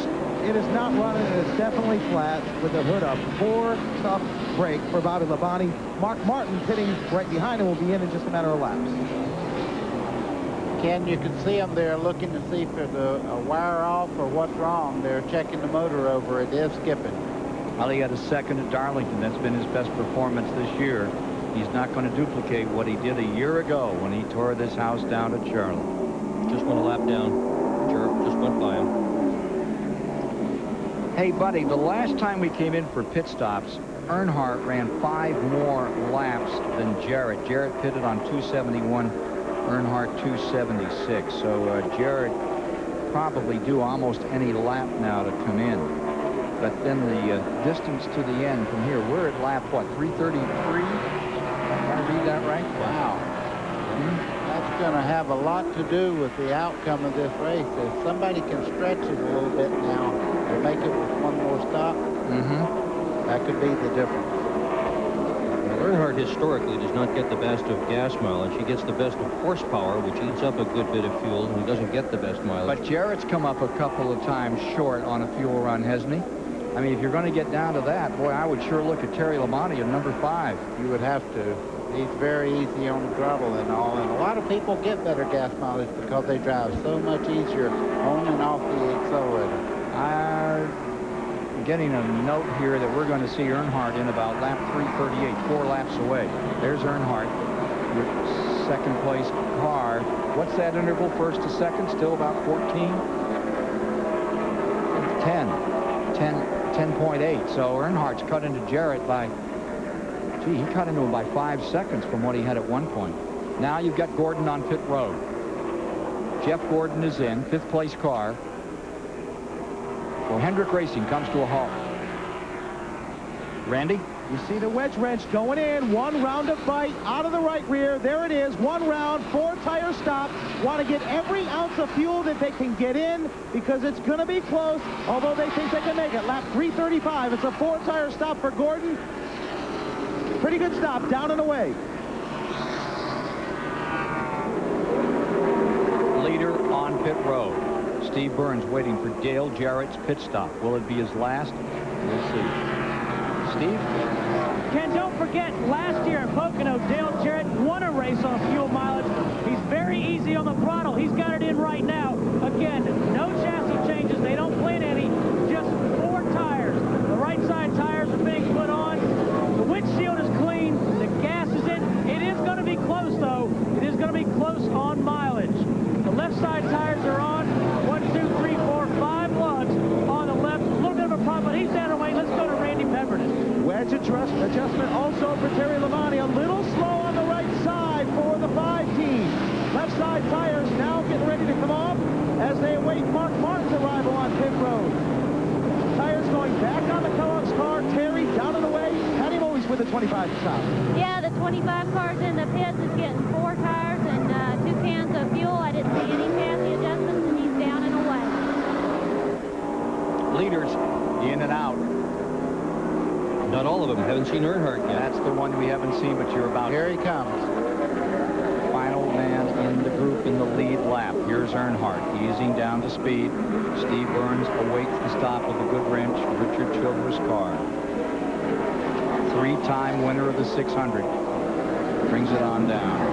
Earnhardt's in, and it'll be interesting to see if they take 4 tires to try to make up track position on Dale Jarrett. They get the right sides changed, come back around, they get gas in. This will be a 4 tire stop. The jack goes in, John Malloy has the car up, left side's on, all the gas is in. Earnhardt down and away. Let's go to Randy.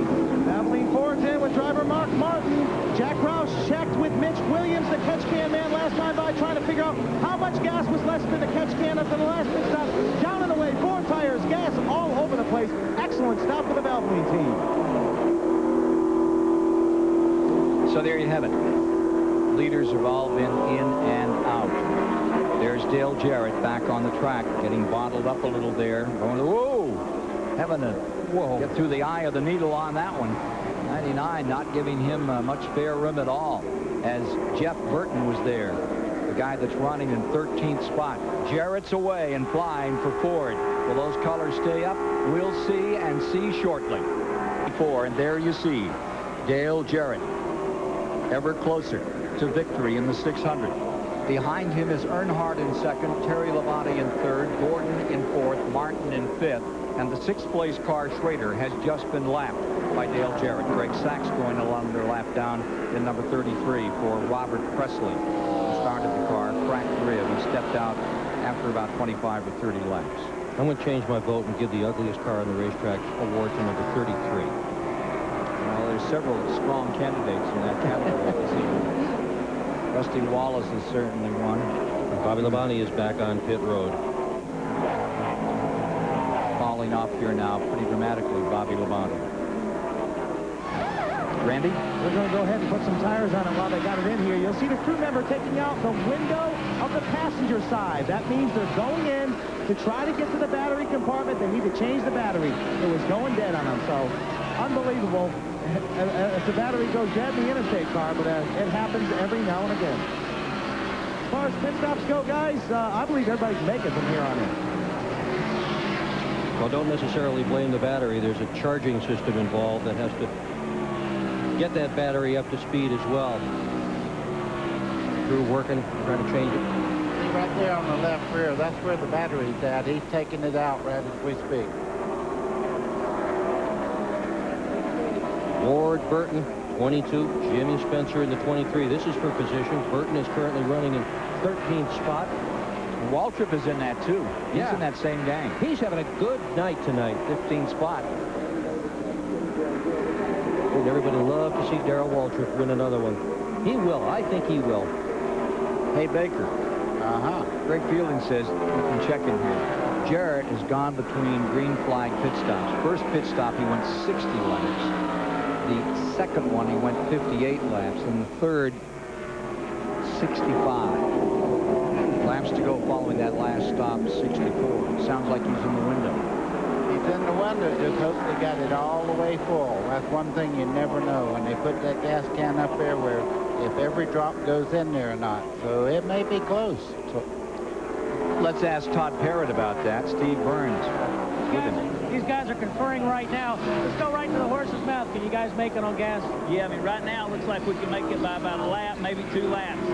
He's been saving fuel, of course, and having the lead that we got. He's been able to take care of it. Just thank the good Lord for a good, safe night. Things have gone good. Just hope this last 50 laps goes as good as the last 150. Good luck. You guys have run great. Thank you very much. Appreciate it. Certainly took a lot of lessons from his dad, didn't he? Things have gone good. How about things have gone great? Well, so much for the Ford romp that was supposed to happen tonight. There's one Ford that's romping. I guess not all Fords are created equal, huh, buddy? Well, that's the whole thing. It's teams that make this racing what it is today. And as you said, every Ford's not running like this 88 is right now, Dale Jarrett. Started down the street, Hickory Speedway. So many have started in this part of the world. It has created so many champions. In fact, his dad was promoting down there then, that Jarrett. We get to share the booth with on many good occasions. Could have been a pro golfer. He still plays par. Darn good player. Right now, he's hitting par out here in this one. Got this 1.5 miles covered. And Arnold Palmer's choice tonight. Dale Earnhardt sits right there in second. Who was his second choice tonight? As we get closer to the end, I'm going to remind some people of something I said during qualifying the other night about who might win this race, but I won't brag right now. Want to say that again? No. Mark Martin in the 7th spot. In the check that, fifth spot. Fifth spot. We're looking for Jeff Gordon, who is in the 4th spot. And closing in pretty dramatically. Bernie Irvin sandwiched in between them. You see the tape on the left front of Mark Martin's number 6 car. Irvin is 9th, a lap down. Getting close out there, getting tight.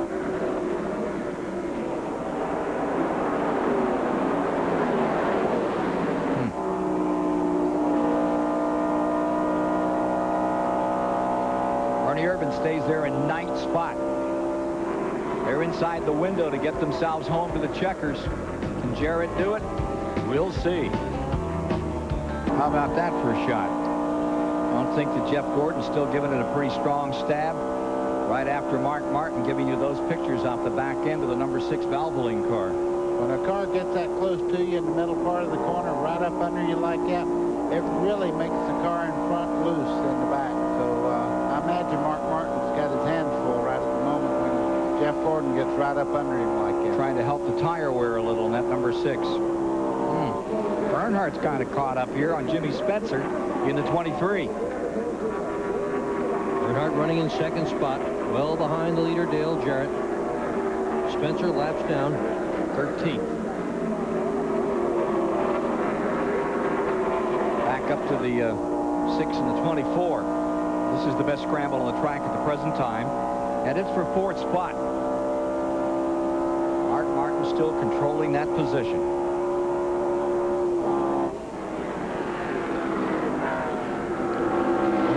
Driving a car that they call Blazer. It's a Blazer, all right. It won Rockingham in '95, Atlanta. It's won Darlington twice. It won Dover, Holes at Indy, Darlington, and Rockingham. If only they could have got another mile an hour or so speed out of it in a Blazer tonight. See who's, oh my goodness, look at this. Jarrett right behind those guys. He's got them covered. Oh, he is stout. 40 laps to go, folks, and Dale Jarrett is as tough as anything there is in the toughest race of them all, the Coca-Cola 600 here at the Charlotte Motor Speedway. I bet I know whose engine's going on that dynamometer tonight. That's right. Yeah, Dyno Jet. I bet I know the first choice. I bet Dale Jarrett will drive it this time on the dyno. What do you want to bet?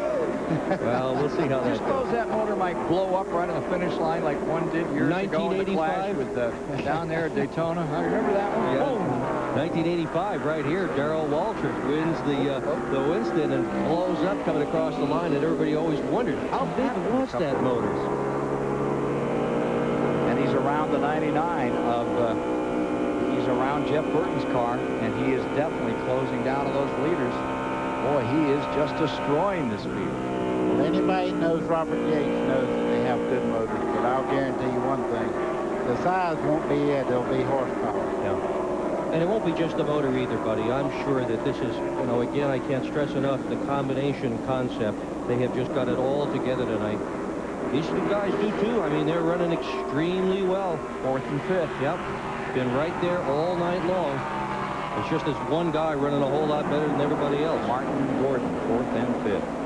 Don't you think every other team wants to know how much horsepower is under the hood of that number 88 car? Inquiring minds want to know. Yes. Isn't it strange, though, that the guy that sits on the pole does not necessarily have the fastest car in the race? You know why? Most of them have a qualifying motor, and then they put a race motor in, and sometimes the guy on the pole is not the quickest car on the racetrack when the race starts. Yeah, and huge changes in the chassis as well. After qualifying, they'll take the 4 springs out, put 4 different springs in, 4 different shock absorbers, change all sorts of things in the car. It's a very different car to make a 1-lap run for the pole versus a 400-lap run tonight. Number 19 running in 19th position. Dick Trickle just pulls onto pit road. There you see the 19 in there, the health source car. Dick Trickle giving you the good ride. Final pit stop. Slapping on 4 tires. Loy Allen, the regular driver of that car. Once Loy is healthy enough, he was hurt at Rockingham. Once he's healthy enough to return, Dick Trickle will have to give that ride up. It is Loy's regular ride.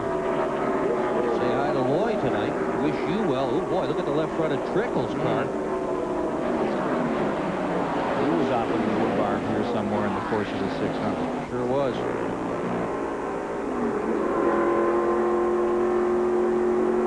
So Mark Martin stays in front of Jeff Gordon. And that position is 4th on the field. Terry Labonte lies 3rd. We haven't said too much about Terry, but there's not much to say about anyone except Dale Jarrett and Robert Yates. What a story Robert Yates is, the guy that is the overseer of the entire team down there. Robert Yates' father was my preacher when I was a little boy at the Baptist church here in Charlotte. Do any good? No. Oh, my God. I tell you what, I've had a hard time up here, folks. These guys have been eating me alive tonight. Well, let me ask you a really tough question, Buddy Baker. You led the most laps here in 1968, 1973. Is it possible that he could just get complacent, Dale Jarrett could just get complacent and lulled into, I've got the best race car, I've got this thing in the bag? That's old racing right there. Ned Jarrett's told us, boy, that's one thing you don't do is sit there and lose concentration, because right now everything's working so well. He's on a ride right now of his lifetime. Believe you me, he's not going to give it away, I don't think.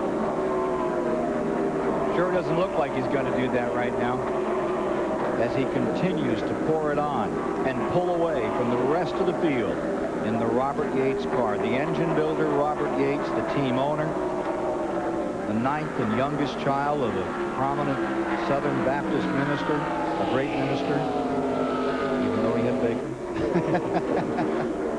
Born about a little while after his twin brother. Oh, look at Schrader going down. And remember that Winston Million. This really comes into play now. It looks like Jarrett is very close to the 2nd step to that Winston Million, which will be decided at Darlington on Labor Day. Yeah, if he can win the Southern 500, he gets a $1 million bonus. Bill Elliott did it in 1985, and I'll tell you, he brought the house down. I'm sure Dale Jarrett would as well. There were 2 candidates. Jarrett winning at Daytona in the 500. Sterling Marlin, winner at Talladega. That on the front 25. You want to know what a sandwich wrapper looks like on a race car at 200 miles an hour? Right there it is. It's hung on the hood pin as it goes around the racetrack. It'll eventually wear itself out flapping around there. Jarrett about to lap his teammate Ernie Irvin here. Oh, man. 9th place car going down. Love auto racing. He's solid. Want to get really deeply involved with it? There is a help wanted sign down on the NASCAR trailer from Philmar Racing, Concord, North Carolina, 28025. They are looking for help. We get dozens and dozens of letters from people saying, how do I get involved? Well, if you're really, really good at working on race cars, Philmar Racing, Concord, North Carolina, 28025. Anything but the very best need not apply. A lot of stories about Robert Yates. You know, he worked as a chef and a curb hop, I don't know if he lied about it, but he was probably only 15 or 16 to get money for parts. He had 3 jobs and went to school, keep on getting money to buy parts for stuff, to learn about racing and building equipment. He's an incredible man. He is the son of a preacher and all, but I'll tell you something. He told somebody he outrun me in high school, and that didn't happen. That he outran you? Yeah, in his road car, he told somebody he outrun me one time. That never happened. Well, I'll tell you a story about it, and it is when he first formed the team, a one-car team with Davey Allison as his driver. He showed up at Daytona with no sponsor, deep in debt, trying to buy the team, and a lot of people wondered if they would even make it to the Daytona 500 when they had the car down there. And look at him now with a solid 2-car team, one of the most respected car owners in the garage area. Robert Yates has really made it in Winston Cup racing, as have both of his drivers. Getting down to it, folks. About 25 laps to go. Next time by. And Dale Jarrett, hometown driver, comes from Concord, North Carolina, just a little bit north of Charlotte. This is going to be a very warmly accepted win by this crowd, and these are the best critics in motorsport, this gang that comes to Charlotte, the racing gang. Now there's Terry Labonte, your 3rd place car. And he's been smooth. He's been sort of out of the picture. He so often is. He's not in the picture. You don't see him mixing it up. You just find him there. You find him digging right down to the end. Let me tell you how hard this guy digs. He's got 2 DNFs this year, but he came into this race leading the most laps of any other driver in 1996. And he's another guy who's had a, oh boy, look what's on the front of his car, right on the nose of that one. That's some kind of little piece of something or other on the grill area, and that could cost him something. The Hendrick cars, yeah, see it right there? Let me tell you guys something. That very thing put him out of the Daytona 500 and Rockingham. It's a piece of paper, and you can see in Daytona it went in the air duct on the top up there. It goes to the carburetor. Now it's got part of the radiator. Is that a hot dog wrapper? What is it? That looks like a piece of plastic there. That's not exactly a hot dog wrapper, but that's what got him in Daytona. And it's another reason why, if you're a race fan, whether you go to short track or long track, wherever you go, you just shovel that stuff in the pocket or something. It really is to the advantage of the guys out there competing. It doesn't matter what size track, short track on a Saturday night, or 6 cars coming in. Here's Mark Martin back on pit road, and Randy's waiting for him. Let's go to Randy Pemberton following the 5th place car. How'd you like to go just about 600 miles and get a flat on the right side? And that's exactly what he has. He burned the tire up on it, evidently. Right side's going on. It'll be two tires only for the Valvoline team. Down and away, just about flips the front tire changer. Wow, what a bad break. Well, he had won 4 out of 5. He's not going to win 4 out of 6 here. You know, I see the damage on the left front, but look at the right rear just behind the wheel there. Half of the quarter panel's gone. They've been working on that all night, buddy. Every time he's come into the pit area, they have been working on it. Just as earlier, they had been working on Michael Waltrip's right front area. They've had a crew in the left front and a crew in the right rear on these caution flags time after time, trying to get the aerodynamics squared away. 35 cars remain on the track. 35. And up in front, we now have, what, 4 cars? 4 or 5 cars in the lead lap. I think we should call it 4 with Martin falling away. And still, it's Dale Jarrett. What a steamroller he's been in this last 100 miles. Ken, when you're out in the lead like this, you can hear everything in that car moving. I'm telling you, he's sitting there right now. He can I bet you he thinks he can hear the wheel bearings when he goes down the straightaway. I've had big leads like that, boy. It's unnerving to have it. You'd rather be racing somebody if you want to know the truth. Yeah, and this is the longest race of the whole year, and if anything's going to go wrong, this is a place. He's got to be thinking right now, counting down every single lap. Boy, he does have a habit of winning the big ones, though, doesn't he? I tell you what. Wow. You see Mark Martin there. If you want to see what new tires do compared to even as well as Jarrett's running now, look at Mark Martin go by him on the outside going into turn 3. That's what new tires do. This may put him over $1 million in earnings this year. He came in here having earned about $705,000 in the early part of the season. 11th race of the campaign, and Dale Jarrett just indomitable out here today. Made some $5,800,000 in his racing career in the posted awards from Winston Cup alone, and he looks like he's going to take a big step tonight. Let me tell you what, not too very far ahead of him is the number 24 car, Jeff Gordon, who may go a lap down. 4th place. Yeah. 382 complete of 400. Here he comes. Up on that 24 and that 6 again. Remember that 6 has gone down. He's in 8th position, Mark Martin. Urban is in 9th. Bodine, Jeff in 10th. Rick Mast 11th. On the 6th car, there's news, and Randy Pemberton has it. Well, just in defense of Goodyear Tire and Rubber, the tire was up. Mark Martin did not have a flat, but he felt the vibration, and it was better safe than sorry, so he brought it down pit road, but a tough break for the Valvoline. Indeed. Vibration doesn't go away. You got to go in when you feel a vibration. You've just got to bring the race car in and have them have a look at it, see if they can get her fixed. Well, it may not have been a tire. You can sometimes get a broken wheel where it breaks in between the lugs there, and he did the right thing. He never chaps it. When you get a vibration, like you say, it's not going to go away. Yeah, when they say that in virtually every driver's meeting.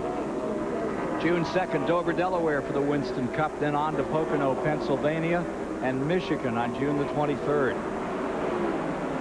If you can get a ticket, it's worth the go. Winston Cup, most exciting, most competitive racing. This one's got long in the tooth towards the end tonight, as Dale Jarrett has just meandered away from the rest of the pack. Again, we're talking that way, but how many races, you being a veteran that you are as an announcer, how many people have you seen in racing with this kind of lead and something go wrong right at the end? It's never over until it's over. Yep. In fact, in this division, how many people have you seen with this kind of a lead? Period. Any time in the race. Pretty unusual. 15 to go. 15 laps remaining. See Jeff Gordon there. He's just pretty much given up. He's moving away and letting, of course, Mark Martin go by on the fresher tires. Now, when they go in the corner, you can see how far he drops back. That's what happens when the tires get worn out. And they're not racing for position as Martin is a lap down. Jarrett, Earnhardt, Labonte, Gordon up in front. Whoa! All of a sudden, Jeff Gordon just flew by on the outside. Didn't want to take any chances on that scoring. Well, you know, they got some spotters, too, and they may have an eye right behind him at that number 88 of Jarrett. Good race here. I could make a prediction of what happened there. He probably come off the corner there and got sideways and checked up, and that's the end result because you see him going right back by. We'll see if he closes back up again. Remember last time this happened, Gordon managed to close right up on the back bumper of Mark Martin. Is he going to do it again?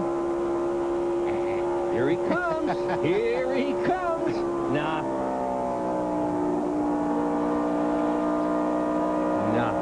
Fading into the distance. Michael Waltrip stays 7th.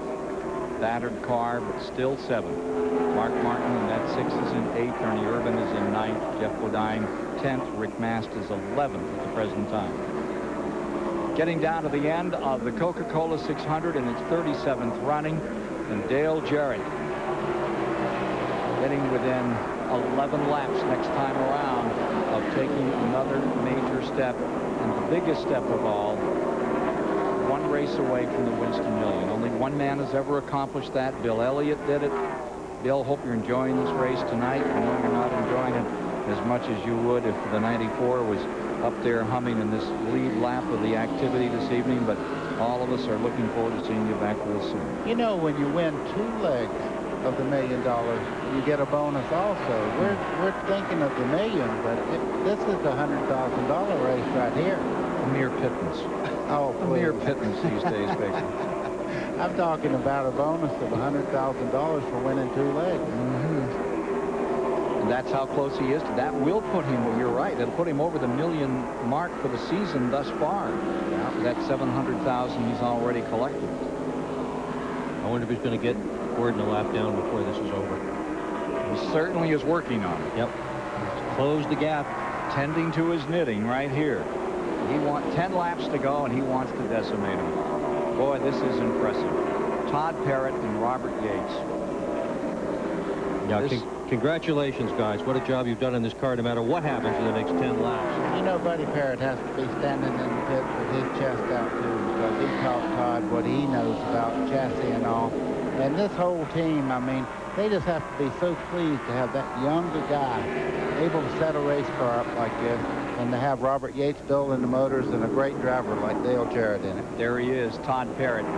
He was so pumped up that when they won Daytona, when they won that first race, the Clash, he said, you know, my dad came down here, and he came to Daytona, and the first big race he won was in car number 88 for DW back in those days. And he says, and now I've done it. And there's Robert Yates. That little twitch in his eye there, I don't blame him. If I'd gone for $1 million, I would have twitched. Sage. That wasn't Robert, by the way. Oh, I'm sorry. Sort of looked like yeah, him. Yeah, I did. I think what happened there, I think everybody kind of wants to look like Robert the way that car's running right now. Beg your pardon. He'll be signing some autographs tonight for sure.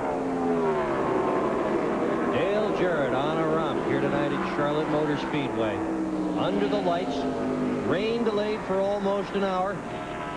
Everybody else went searching for the right chassis combination after rain changed the racetrack. These guys had it. Made the right adjustments all night long. He's the new king of the super speedways. If he can pull it together for just 7 more laps, it'll be his 6th win, and they've all been on the supers. 2 at Daytona, 1 at Pocono, 1 at Michigan. This will be his 2nd win at Charlotte. He's not closing at all on Jeff Gordon at this point. They're running at just about the same speed, and whether Jarrett has decided to hold back or Gordon is speeded up. That's what I was going to suggest is happening right now. I'm sure that he knows it's his race if he does not give it away. And you don't see a Jarrett make too many mistakes when it comes right down to the end. And you don't want to give it away. Not this late. No, his daddy taught him good. Right?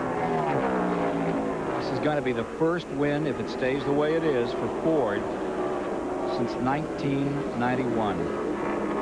Davey Allison, Robert Yates. In the 600. Same field. In the 600. Watching the laps run down here and watching Dale Jarrett get ever so much closer to that goal. Winning right here in the backyard for the Jarrett family. My favorite story of all time about Dale Jarrett will be after he won that first Daytona 500. We said this before.